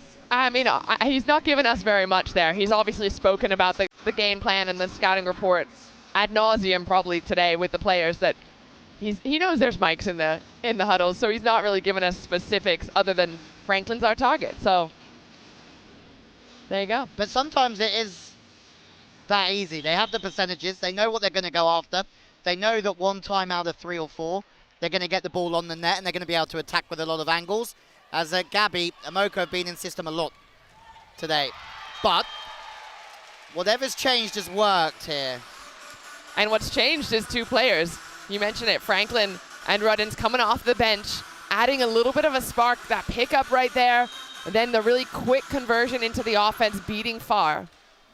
Yeah, Ruddens another one that dominated in the NCAA. Best scorer in 2018, was also a German Cup winner.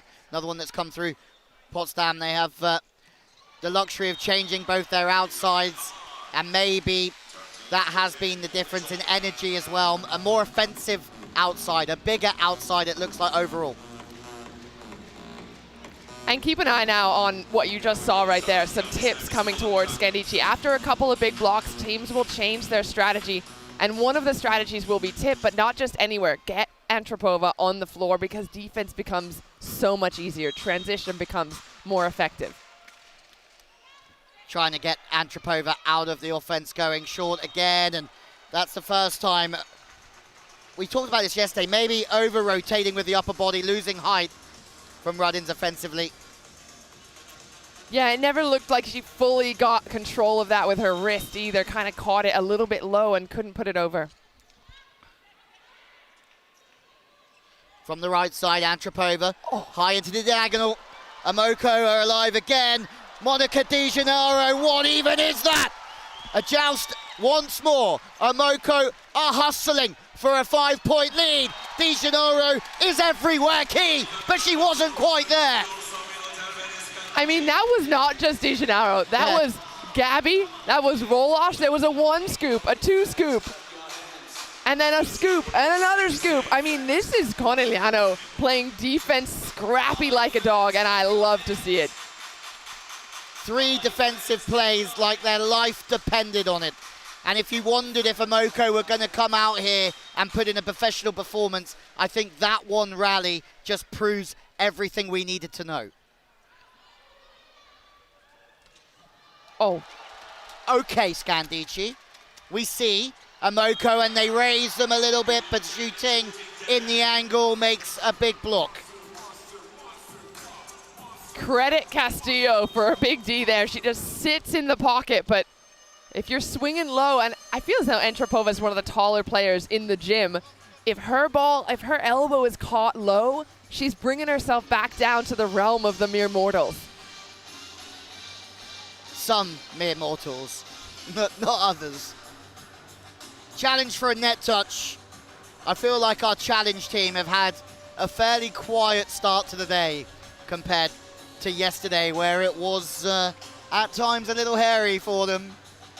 Gabby, Amoko, well done for the way that they've come out here and asserted themselves. Yeah, I don't think this challenge is a challenge that's actually looking for anything but just a bit of breathing space for Scandicci. Yeah, they're in a completely different zone than the net. They're way above.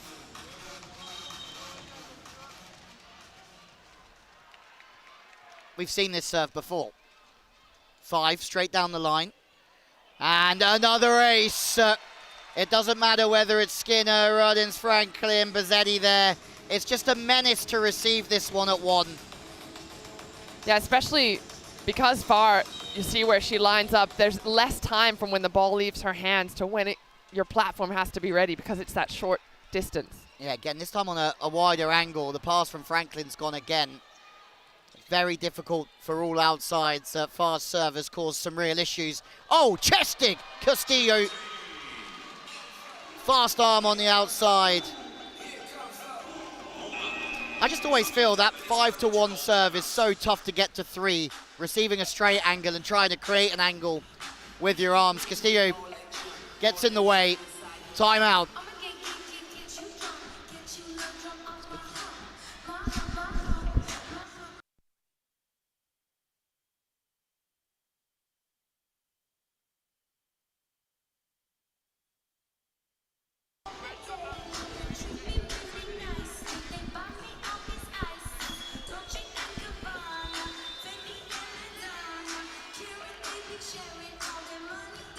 positive feedback there from the big fella.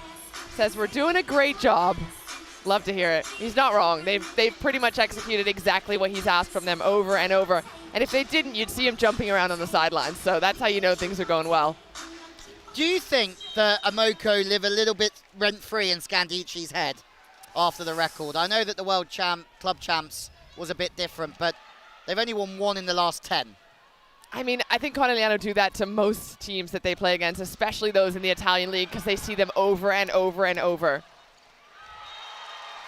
And they are not in the final this year, but at the same time, this is still one of the best teams that have ever played.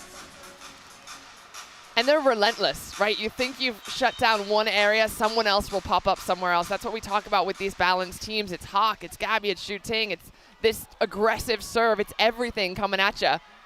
Whereas on Scandicci's side, it seems like the only point scoring is happening from Antropova, and even that is being really contained compared to normal. Yeah, the outsiders has hurt them tonight, but the service pressure again, taking options out.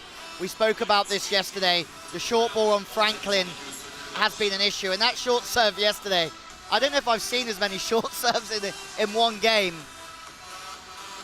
But yeah, both these teams will have watched the tape from yesterday and figured out what worked against each other, and it's Conegliano who's just executing that better.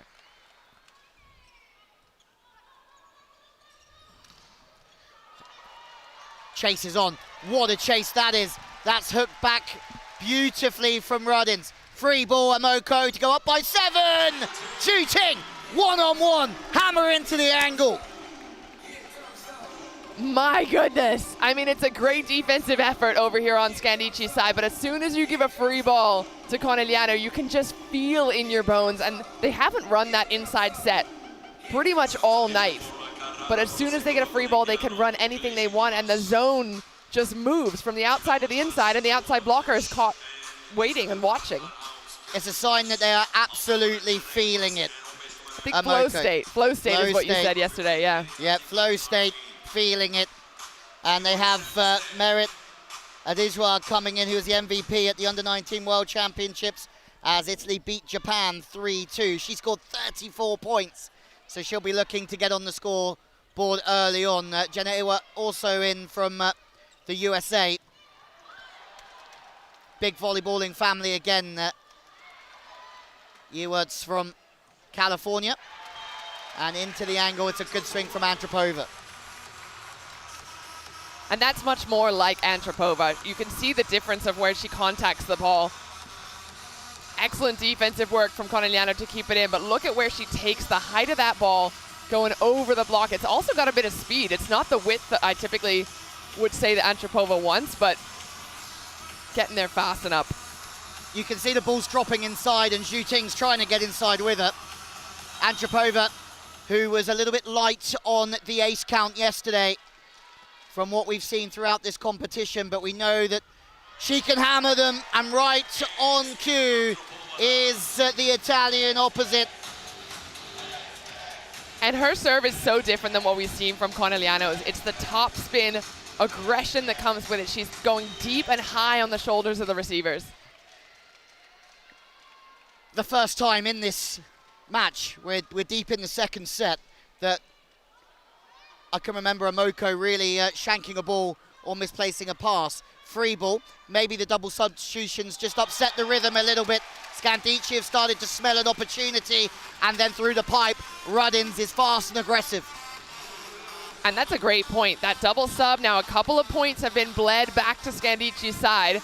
Excellent little pop-up in the middle there. But as the score starts to tighten, do we see that double sub reverse? Yeah, Santarelli might just be getting a little bit edgy, if he does get edgy on there.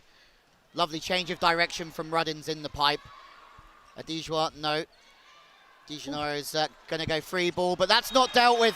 That's not clean, and that's what's cost Scandicci is the first touch throughout this bronze medal match.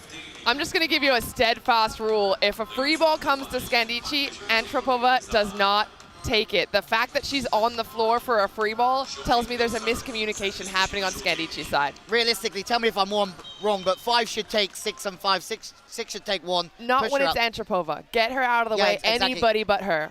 position 6 should step her across and get her out the defense. Through the middle they come again. Weitzel's in not quite as positive. Maybe he's just used up all his positivity in one timeout.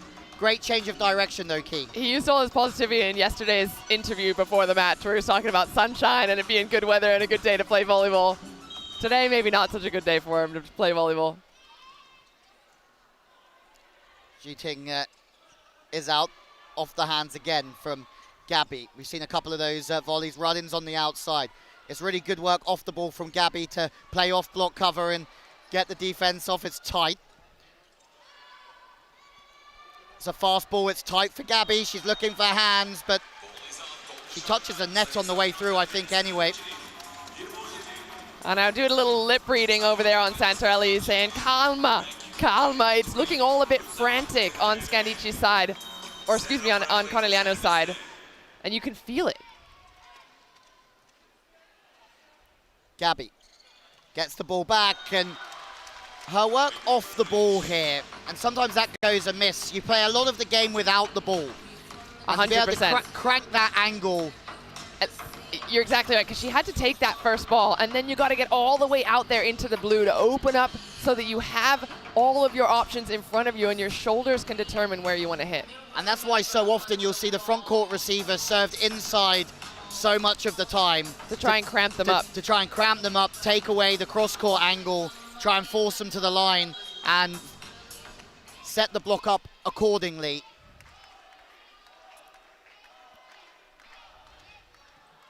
Castillo stays really stable. But again, it's just messy from Scandicci. They sort of made a mess of the free ball. They make the mess of that one.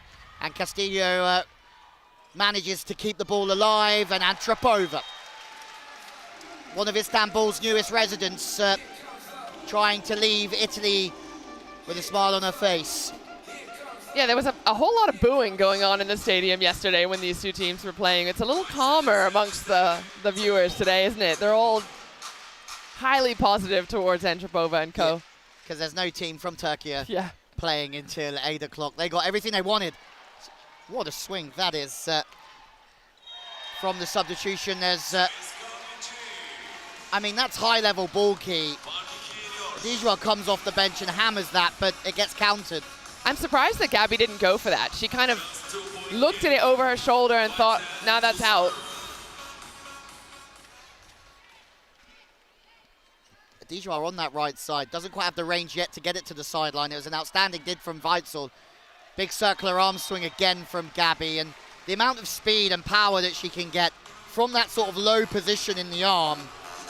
The other thing with that arm swing is you can't see it coming. Typically when somebody attacks, they bring their arm up. You can see that elbow and that angle, and you can adjust your block accordingly. Her arm's coming from low, so you don't know until the very last minute which direction she's planning on attacking.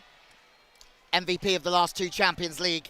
Huck is back on with Volosh. And the difference is just two. Amoko has been absolutely, or have been absolutely cruising throughout this set. Oh, here comes Volosh. Unlike me to talk too soon, Key, but she's back. Ognjenovic, for a long time, just her, Boskovic, Mihailovic, Rasic, big players in the Serbian team. Hark is back in. That's a strong play, but it's even better dig from Franklin. And high, Antropova. Is there a touch on the way through? No. You know what's interesting to me about that, and I've just noticed it there, that even though Hawk was front court, she ran around to the other side behind the players so that she had that approach. A lot of opposites will run in the front court and then try and double back around and make an approach. She does the opposite. She's like, I'm going to start from the back court and hit front court. Well tracked. The pass is improving, but the block is there. If the pass isn't there and the block is from Amoko, there might be a touch this time around. I think Ruddins and Franklin, we spoke about maybe a lack of hitting efficiency, Key, on the outsides yesterday and today. I feel like it's just stepped up a little bit in this set.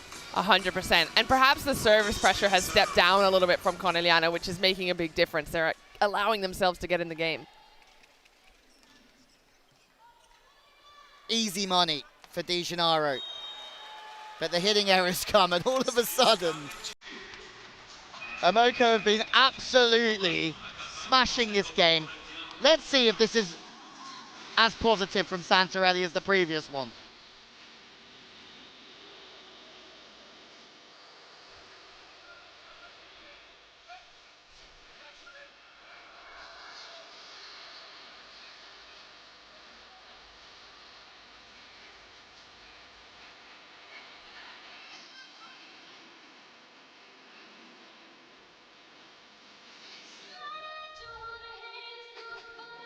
Yeah, so just a couple of tactical bits of advice. If Antropova's front court, which I believe she is right now, he's saying, look, if she's up in the block again shooting, go into that seam all day long, especially if the middle is late.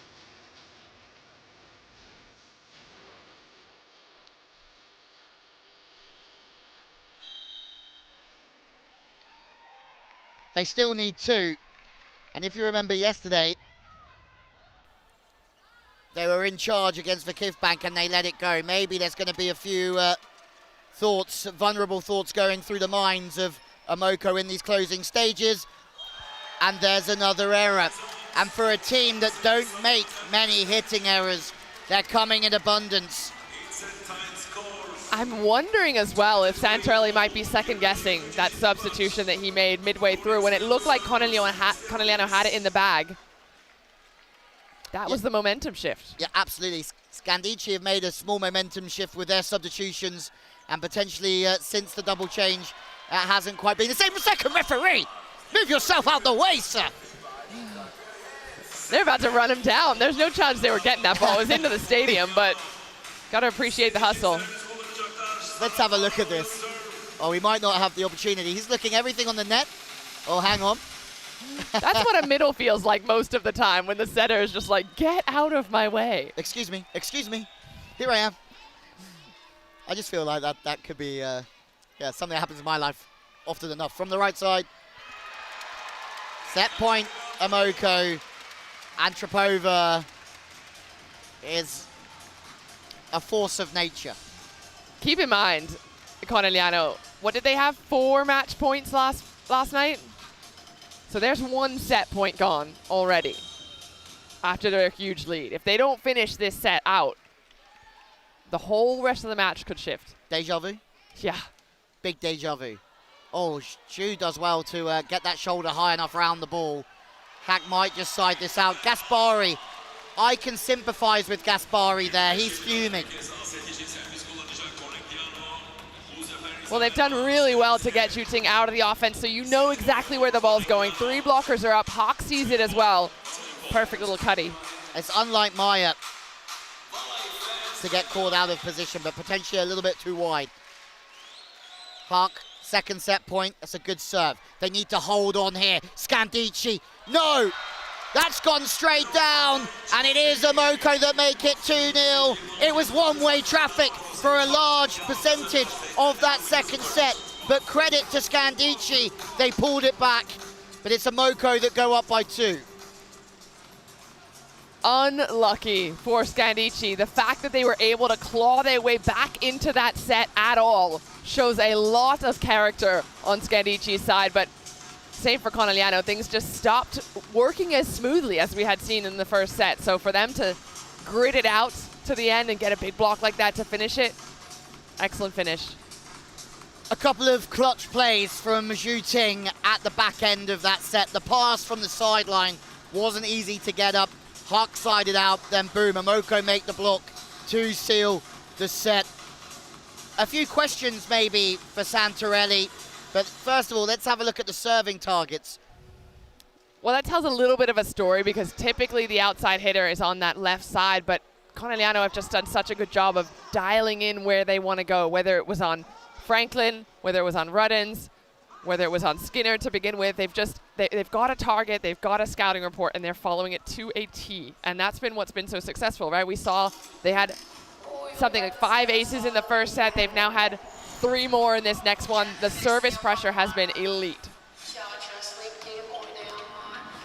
Everything is elite about Emoko.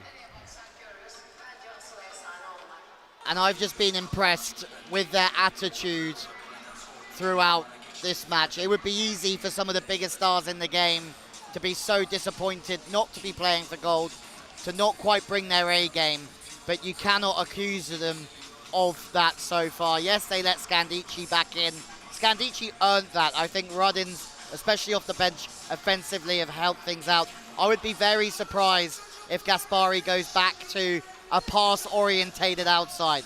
Yeah, I think he's going to go with exactly the squad that just walked off the court, because they are the team that put that pressure back on Conegliano. He got a little bit of a helping hand there by that double substitution midway through, but these kind of blocks, and Ruddins was getting some excellent thumb down wristaways, even on these defensive efforts we were seeing from Conegliano.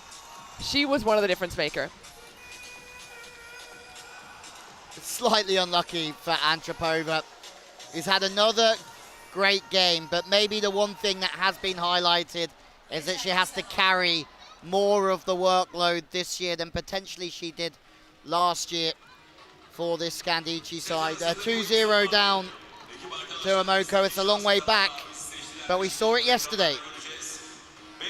Yeah, and I'm having a look at some of the stats right now. Antropova up to 13 kills and nobody else more than 4. Similar story on the other side, but there's a little more balance, right? Gabby at 7, Zhu Ting at 9, Hawk at 11, and then Sarah Farr as well is getting involved with 4. I like the way that Conegliano continue to establish that balance in their offense. It keeps the blockers on their toes. It keeps Weitzel and Nwakalor, who is one of the best blockers in this competition, not knowing where that ball's going to go. I'm going to ask you a quick question. Sure. Last year, Brett Herberts, Ognjenovic, Bayema on the outside, Anna Carroll, Antropova, Nwakalor, and Castillo. Okay. Do you feel like Scandicci have gone forwards with their squad this year? In terms of they've won the Club World Championship, and that's absolutely massive. But are they missing a little bit of Bayema on the outside, or Herbots maybe in terms of characters in there and experience? Well, Herbots is one of those players that if you ever watch her play, she loves to take her team on her back. She's a high energy player. She is a spark plug. I played with her in France, and she's one of those players that even at 10 a.m. in the morning on a training day, on a Sunday afternoon, or wherever it is, she has the same professionalism and consistency that she wants to win and be competitive. And that could be a little bit what's missing on Scandicci's side, that spark of someone who, even in training, is making you a better player.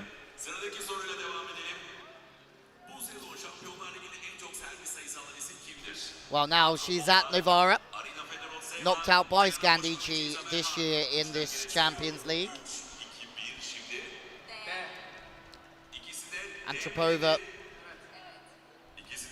It's hard because we watch her have great game after great game. We have done this weekend. Yet Scandicci is struggling to get over the line. And her stats never really lie, do they, Key? Again, she's over 54%, or she is 54%. Definitely doing her job. And that's the thing is, and again, I feel like I'm a little bit of a broken record when I talk about Scandicci, because it is the same thing every single time. If Antropova is able to get going and score some points, she can carry her team to some amazing wins and some amazing performances. But if a team figures out how to shut her down, and Conegliano have gotten her on the floor a few times. When Conegliano's out of system, they've made her hit the floor, or they've attacked right in her direction, or they've figured out which way she wants to go, and they've blocked her a couple of big times. They've figured out how to slow her down. 6 points, 80% attacks, 1 block, 2 aces from far. It's impressive. Quieter in the second set than the first, where we saw her hit all sorts of different angles and swings. But yeah, that could be something that was missing in the second set. A little bit more middle. Didn't use quite as much middle as we had seen in the first. I thought that was one of the huge strengths of Conegliano. Again, that balance, utilizing the middle, keeping the blockers guessing. I'd love to see Volosh go back to her early in this set. Well, she was only used once in the last set. Far 1 from 1, as Libyan was used twice. 1 from 2, 50% as we're underway in the third. And that is quite crazy considering how successful they've been to only use the middle 3 times in one whole set. Well, the passing changed a little bit. They weren't quite as effective as they had been in the first. Reception is wrestled in from Scandicci, and it does give the outsides a chance. I'm really not surprised that they've stuck with the same outside as they finish with. Yeah, Ruddens was phenomenal in that last set. Spark plug off the bench. Doesn't get a whole lot of playing time, or has not this season. So I love to see Gaspar giving her a bit of confidence.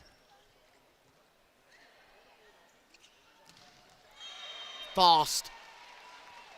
Very fast from Gabby. And that was so close to the line. You can't see it from this angle, but she took off toes a sliver from the line. Hoping that Antropova's finger is going to be all right. Yeah, trying to pinch in and help with the pipe as much as possible. The problem is that the game's played so fast, it's a race against the clock to actually get in. But if it's not far, it's Lubian on Franklin. One-on-one on the outside. Hawk doing all the damage there. And if Franklin, I mean, it's easier said than done. If you have a one-on-one, you're supposed to score. But when you have Hawk in front of you, I feel like those statistics shift a little bit. Especially if she starts to make some dives and take some of those easier angles away from you as she goes high off the hands this time. Look at the work from far as a middle to get across and take that defensive play. The block is in from Franklin. I've been very impressed with her. It's been an extra pretty good effort from the players on Scandicci's side, but after the edge there where Conegliano finished that second set, it's going to take an emotional edge as well for Scandicci to come back in this third set. Yeah, Franklin's come in and she's hitting with a better efficiency on the outside than any of the other outsides that started. And I think that's just what Antropova needs, is that sort of support to try and open up the net for her as well. That's it. You can't win it alone. Although going through the hands helps. Even Boskovic yesterday came out in the 30s, points 33. And Markova 31. Okay, Scandicci, we see you. Scandicci just need to put a few points together here, one after the other, and it starts with a tough serve. I think that's only the third ace we've seen from Scandicci compared to 8 from Conegliano, so service pressure has to go up a little bit. And we've seen when Antropova gets going, she can put Juting under pressure. They're going after Gabby, potentially to try and take her out of the pipe. Antropova stays high and smooth and accurate towards the sideline.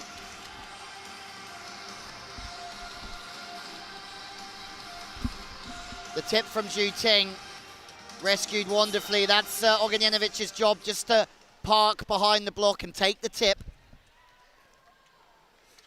We have a ball game. Yeah, we do.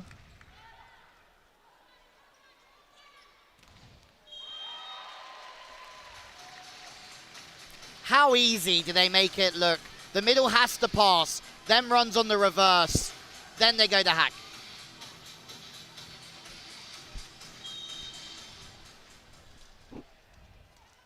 And it is Hack serving. Just uncorks on that one. It's a huge, huge play. Blocking the angle in the out-of-system ball. Smart on the right side. Zhu Ting caught underneath that one. Couple of errors in the back end of the last set and this one. Yeah, one of the things I was impressed with, it seemed like in the first couple of sets, was the error count was so low.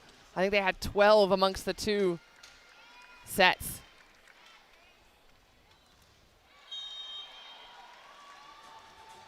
You were talking about Scandicci trying to up the service pressure, and Antropova is really the catalyst, the leader, serving-wise and in every situation, really. But a miss from her brings Juting back into the offensive. I think a couple of hitting errors, got a little bit tentative, starting to tip a little bit more. could be a point that Scandicci or somebody they could go after. Good luck digging that one. Atrapova's just so good at finding spaces between a block. And again, the height difference between the hands there. The block giving just a ball's width, and she takes it.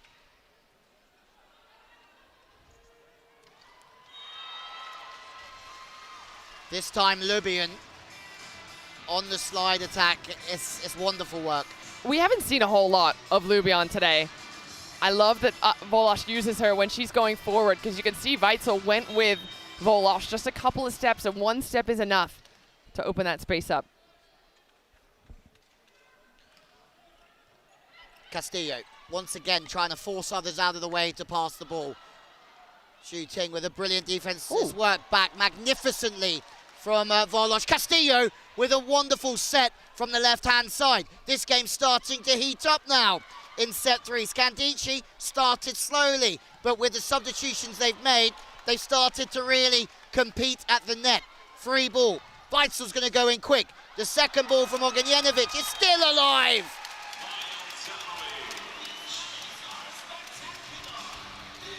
Scandicci, it feels like, we were talking yesterday about how Conegliano gave that little inch to Vakif, and that's where things shifted. It looks like that's been the same thing for Scandicci. They didn't get over the hump of that second set, but they got a little bit of confidence from it.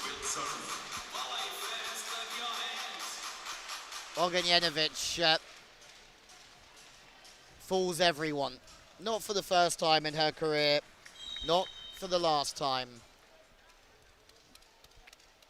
3 in the pass. That seam is the target again. Shooting, tries to get across, and the pass is off. Gabby's trapped. Noakalor. There's a reason she come into this Final Four with the most blocks. We talked about how good she is at blocking, and that is exactly why. An excellent read with that inside arm. Lewie, this is where I have to love you and leave you, because I got to go down and do some interviews, but fill me in when I get back. I definitely will. Key, it's been lovely to have you. Key's off to do some previews for the gold medal match that takes place later on today here in the All Cup. Scandicci, on the other hand, are starting to really fire up, and Ognjenovic fronts up far. There's only one way that ball's going, and Ognjenovic just needs to get in front of the hitter. And she does a wonderful job, and then there's an ace as well. We certainly could be going down the same road as yesterday. The Vakif were 2 down, turned it around against the Moko, and now Scandicci have found a little fire.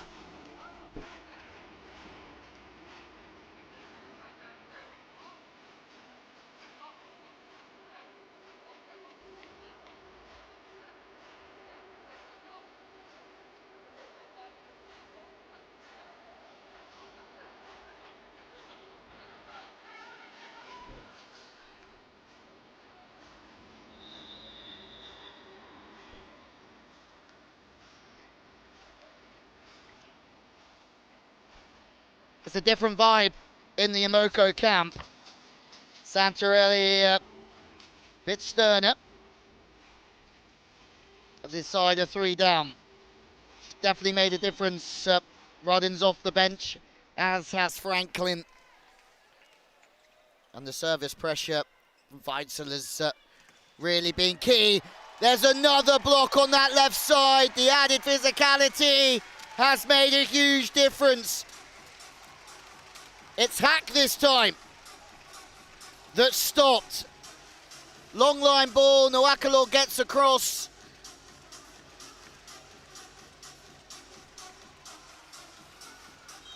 Imoko 4 down. And that sort of mini comeback in set 2 that got them to the brink of beating Imoko, having been a long way back early on in that set, has served them well from a confidence front, because they've certainly played with nothing to lose in this last set. Could be their last set of the season. Bodies are on the floor.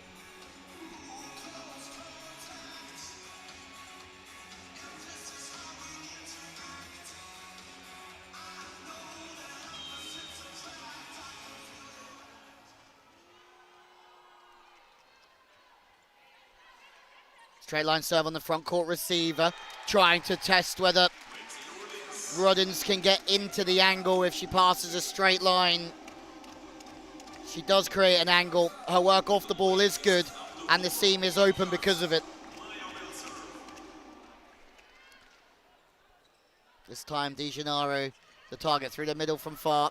Spared in the last set, only given one ball, and they have to give her more and more. That's good from far this time.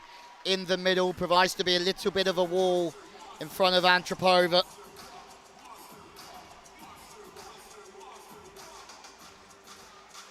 Once again, Noakalaw proving to be an issue in the block, but Far has the last laugh. The service pressure from Amoko and Gabby has been good all evening. They can certainly find it, but Scandicci, with their substitutions, have certainly changed this game. De Gennaro, the libero, with a dig where she's just stood in the right angle. And then they can work through transition high from Hack.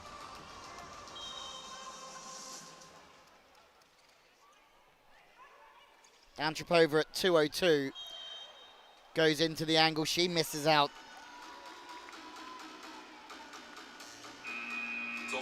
She's 6 centimeters higher than Hack. That's missed by some distance. That 4-point lead has been squeezed down to just 3.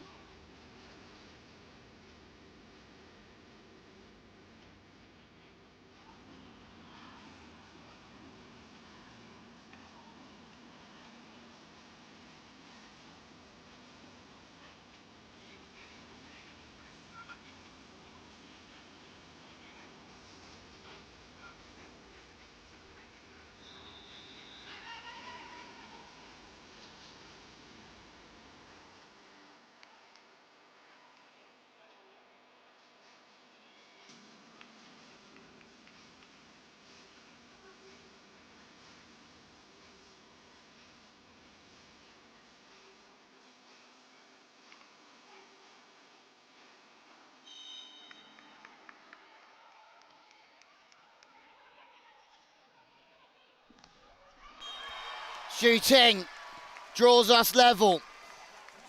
And just like that, Amoko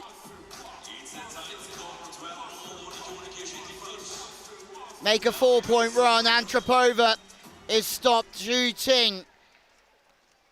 And that's 2 in a row from Antropova. One was missed to the sideline. The other one was a block to the line. Zhu Ting now has found some more confidence. She missed a couple of swings, one at the back end of the last set, one early on. Her fans in the crowd have come for this. Amoko with a 5-point run.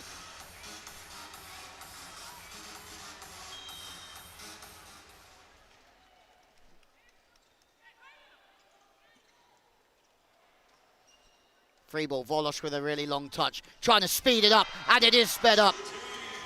Zhu Ting 2 in a row. De Gennaro deserves some real plaudits there. Volosh with the slow touch, so De Gennaro can speed it up and get the one-on-one on the wing. High class work from Amoko.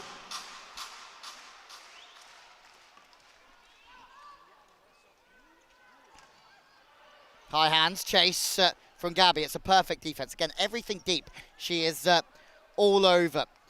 High ball from Castillo. Antropova's going to take it high. Look to go off hands. That's exactly what she does. Scandicci have just hit a bit of a purple patch at the wrong time. Scandicci side.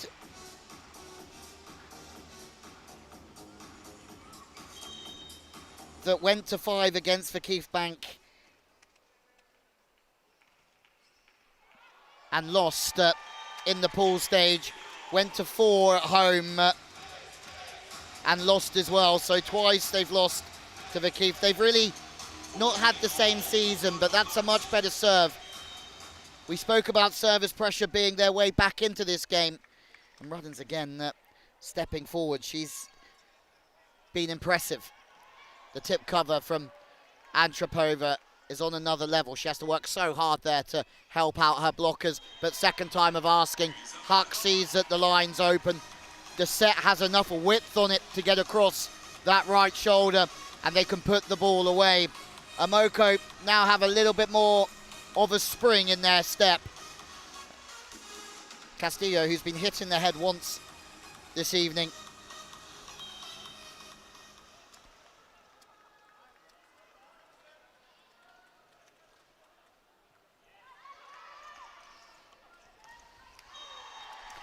First ball side out.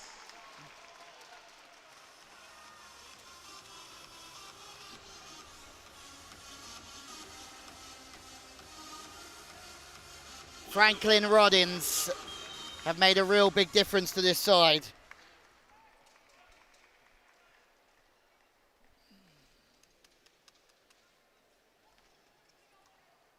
Gabby pops the ball in. Sitting up high at 6. The chase is still on, but nobody's gone. 4 people on the Scandicci side. Thought that ball was down. That ball was not down.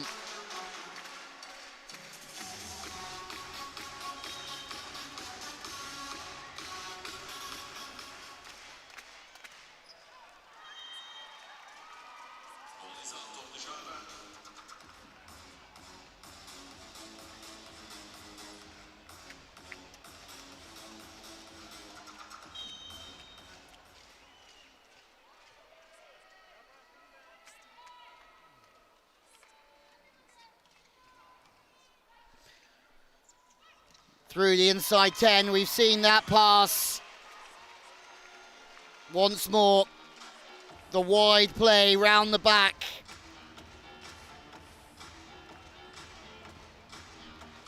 And the inside 10. Sorry if there's some technical issues on our side. A little bit of interference from Key's interviews down court side as we get ready for what will be a special evening in the office with an all-Turkish final high. That ball's again another one that's got away, this time from Franklin. Good discipline in the block, a little bit of communication there for Scandicci. 4 points up at 12-8, I think. Since then, it's been Amoko on the onslaught, shooting with the serve. 54 awards to her name internationally. That's much better from Franklin. It's her 6th substitute appearance this season. Made 3 starts. And that game against Navarro in the golden set, her biggest performance. Passed at 63%. She's passed well here as well. Ognjenovic will be replaced here. Emma Graziani's coming in. The middle blocker, 23 years of age, who signed from Firenze. Was at Cry with or Club Italia with Noakalo. No setter on at the moment though, so Castillo has to get involved. Di Gennaro keeps that ball alive. It's miraculous from Di Gennaro. Castillo bump setting everywhere with no Ognjenovic, and it works. The ploy from Gaspari pays off. Take the setter off. Increase some height and physicality in the block. For Amoko, bodies are everywhere, but Castillo with great control, and they can always run the high ball to Antropova. 18-all Scandicci struggle to give up here, and that will delight Gaspari, the World Club champions who were nowhere for a set and a half. Here comes an error from Huck as well. A 3-point run gives Scandicci a 19-18 lead, and it's Franklin who's helping from the service line now.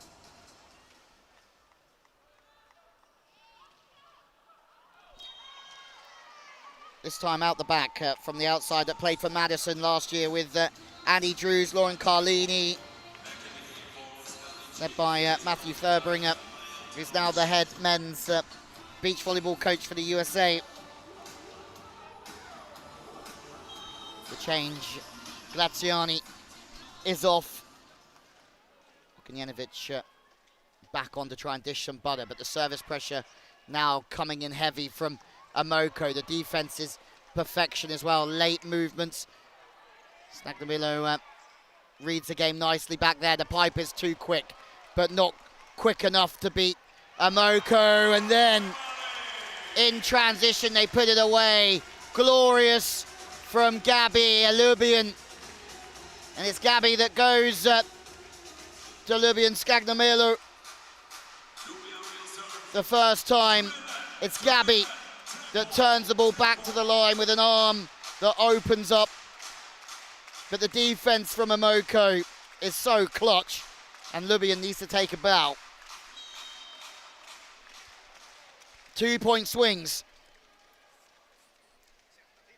Left, right, and center. Castillo absorbs that one. And that's a great turn. Antropova facing the line. That's the angle that Amoko really have to respect there. On the line, and then it's turned back. And too high for far in the block. Scagnamillo has been everywhere, but Antropova's better than what any defense can put up against her. 2 up, shoulder dig. We're still going here, far. Tip cover. Ognjenovic gets after it. There's another volley that's rebounded off the block. Now she's going to open up, and that's world class once more from Amoko. And when they put their foot on the clutch and they put it into 5th gear, they're unplayable. Gabby has to be patient the first time. Shoulder dig. And here, they're building through the rally. Ognjenovic, it's a great dig from Hack. She has to pinch in for that second touch attack to be in the right angle to play defense. Gabby puts it away over the shoulder. Gabby's defense world class. Hack's positioning for that second ball at first base defensively world class as well. Didn't have to dive for it, but that's why it's world class. More defense. The level here is in a very nice place.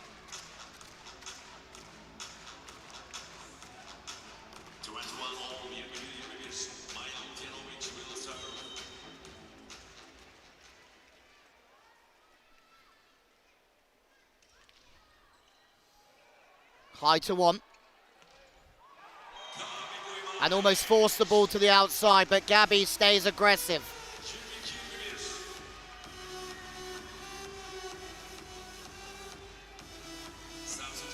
It's one of the first times that De Gennaro's become a bit flustered. It's a real good deep serve, and Scandi.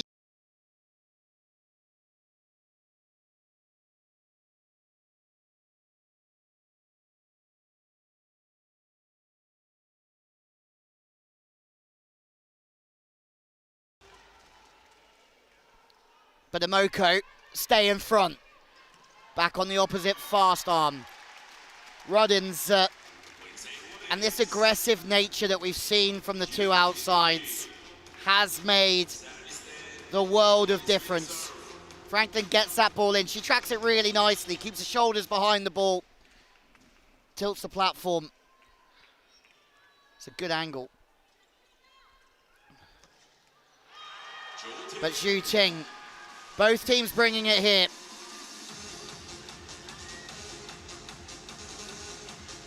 De Gennaro back on the money. Middle's on time. Fast to the outside. You don't need to ask Zhu Ting to go away from the body. And for Amoko, they can see the finish line. They would have learnt their lesson from yesterday. They just have to keep it tight. Franklin again over that left shoulder. It's 2 good passes, but the defense is back. And it's wide of the mark. Volosh. For a moment, I thought that was down. And although their bid to become 3 times winner of this competition in a row has gone yesterday, their performance today has been all in, every single ball. And that's why they have the first match point. Hack puts it away 164 coming into this game. She's added a fair few to it yesterday. Today, sorry, 21 points shy of 1,500 points in the Champions League. Bronze medal point here for Emoko, and Gaspari's called a timeout right on cue.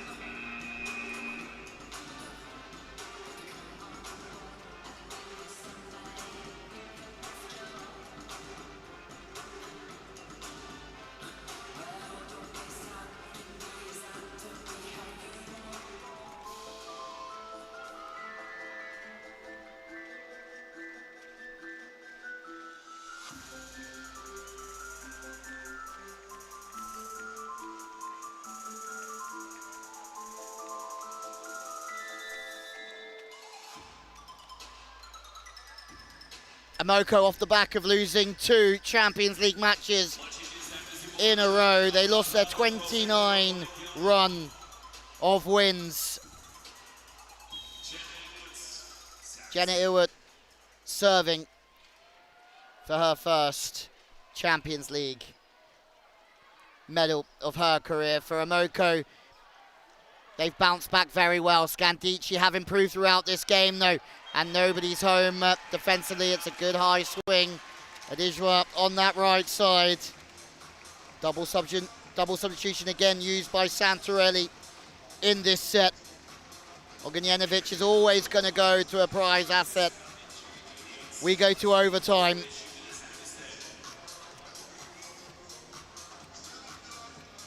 And it's the perfect time for Antropova to light it up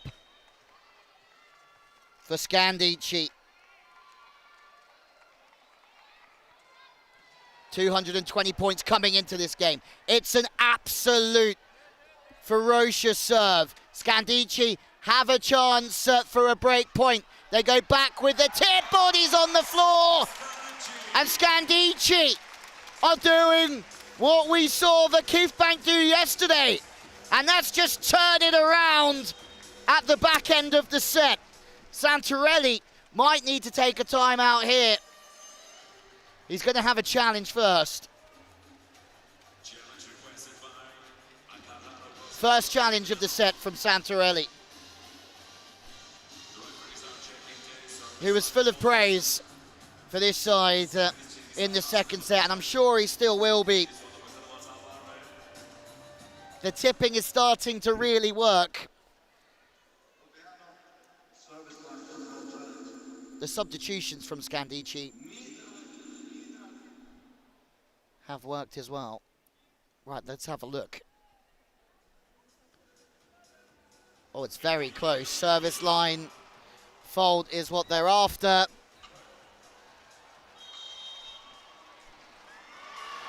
And it's been given Emoko's way. Oh, hang on.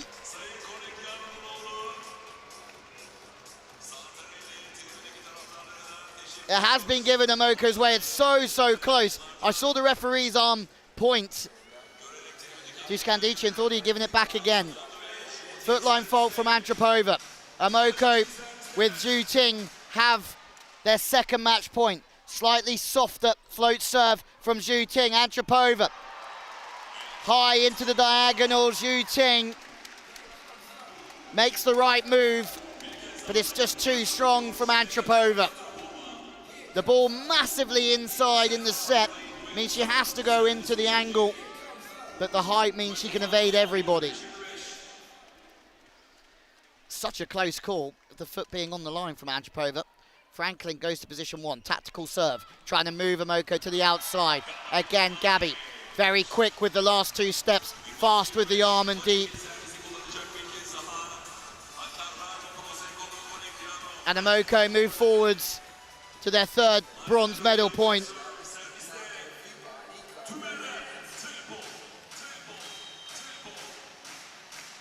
The winners of the previous 2 CV Champions League campaigns serving their third match point to get up onto the podium once more. To the outside, Gabby and Emoko have done it. And look at the celebrations It wasn't the three-peat that they came for here to Istanbul, but they do leave with a bronze medal, and it's a bounce back that will make Amoko and Santarelli incredibly proud. Their good record carries on against Scandicci. They've won 11 of the last 12 against one of their main Italian rivals. Gabby on the outside, superb once more. And it's a great way and a brilliant feeling for Amoko to finish the season with a big positive. No Kirikella with the ACL injury. And the Zhuting fans waiting for their hero once again. Amoko can celebrate. There's no third loss on the bounce for the Italian champions. The double winners with the cup, a silver at the World Club Championships, and now a bronze at the Champions League Final Four.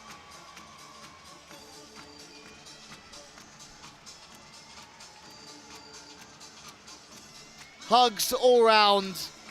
Hack and Volosh embrace. Another season comes to an end, and for Scandicci, yes, it's a 3-0, but it was a very slow start from them.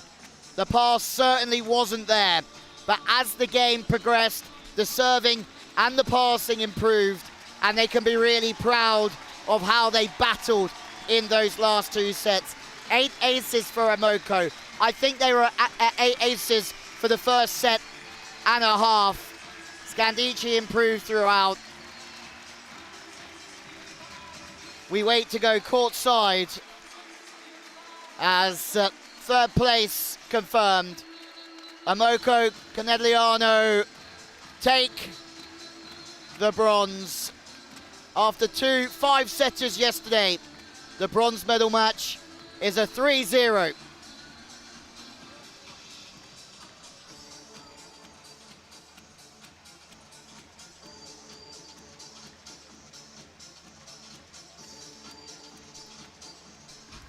Well, we're just waiting. I think you can maybe hear Keith Michael down there to see who she's going to speak to.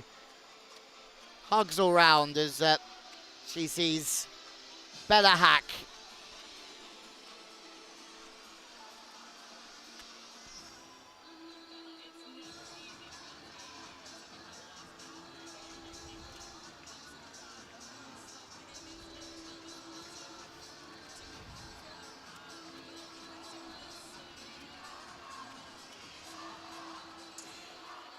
Evet, maçın ardından sezonu 3. olarak tamamlayan CONEGLIANO'dan güçlü bir alkış alalım onlar için öncelikle. Sizler için topları imzaladı ve sizlere laf verecek gönül üyelerinizi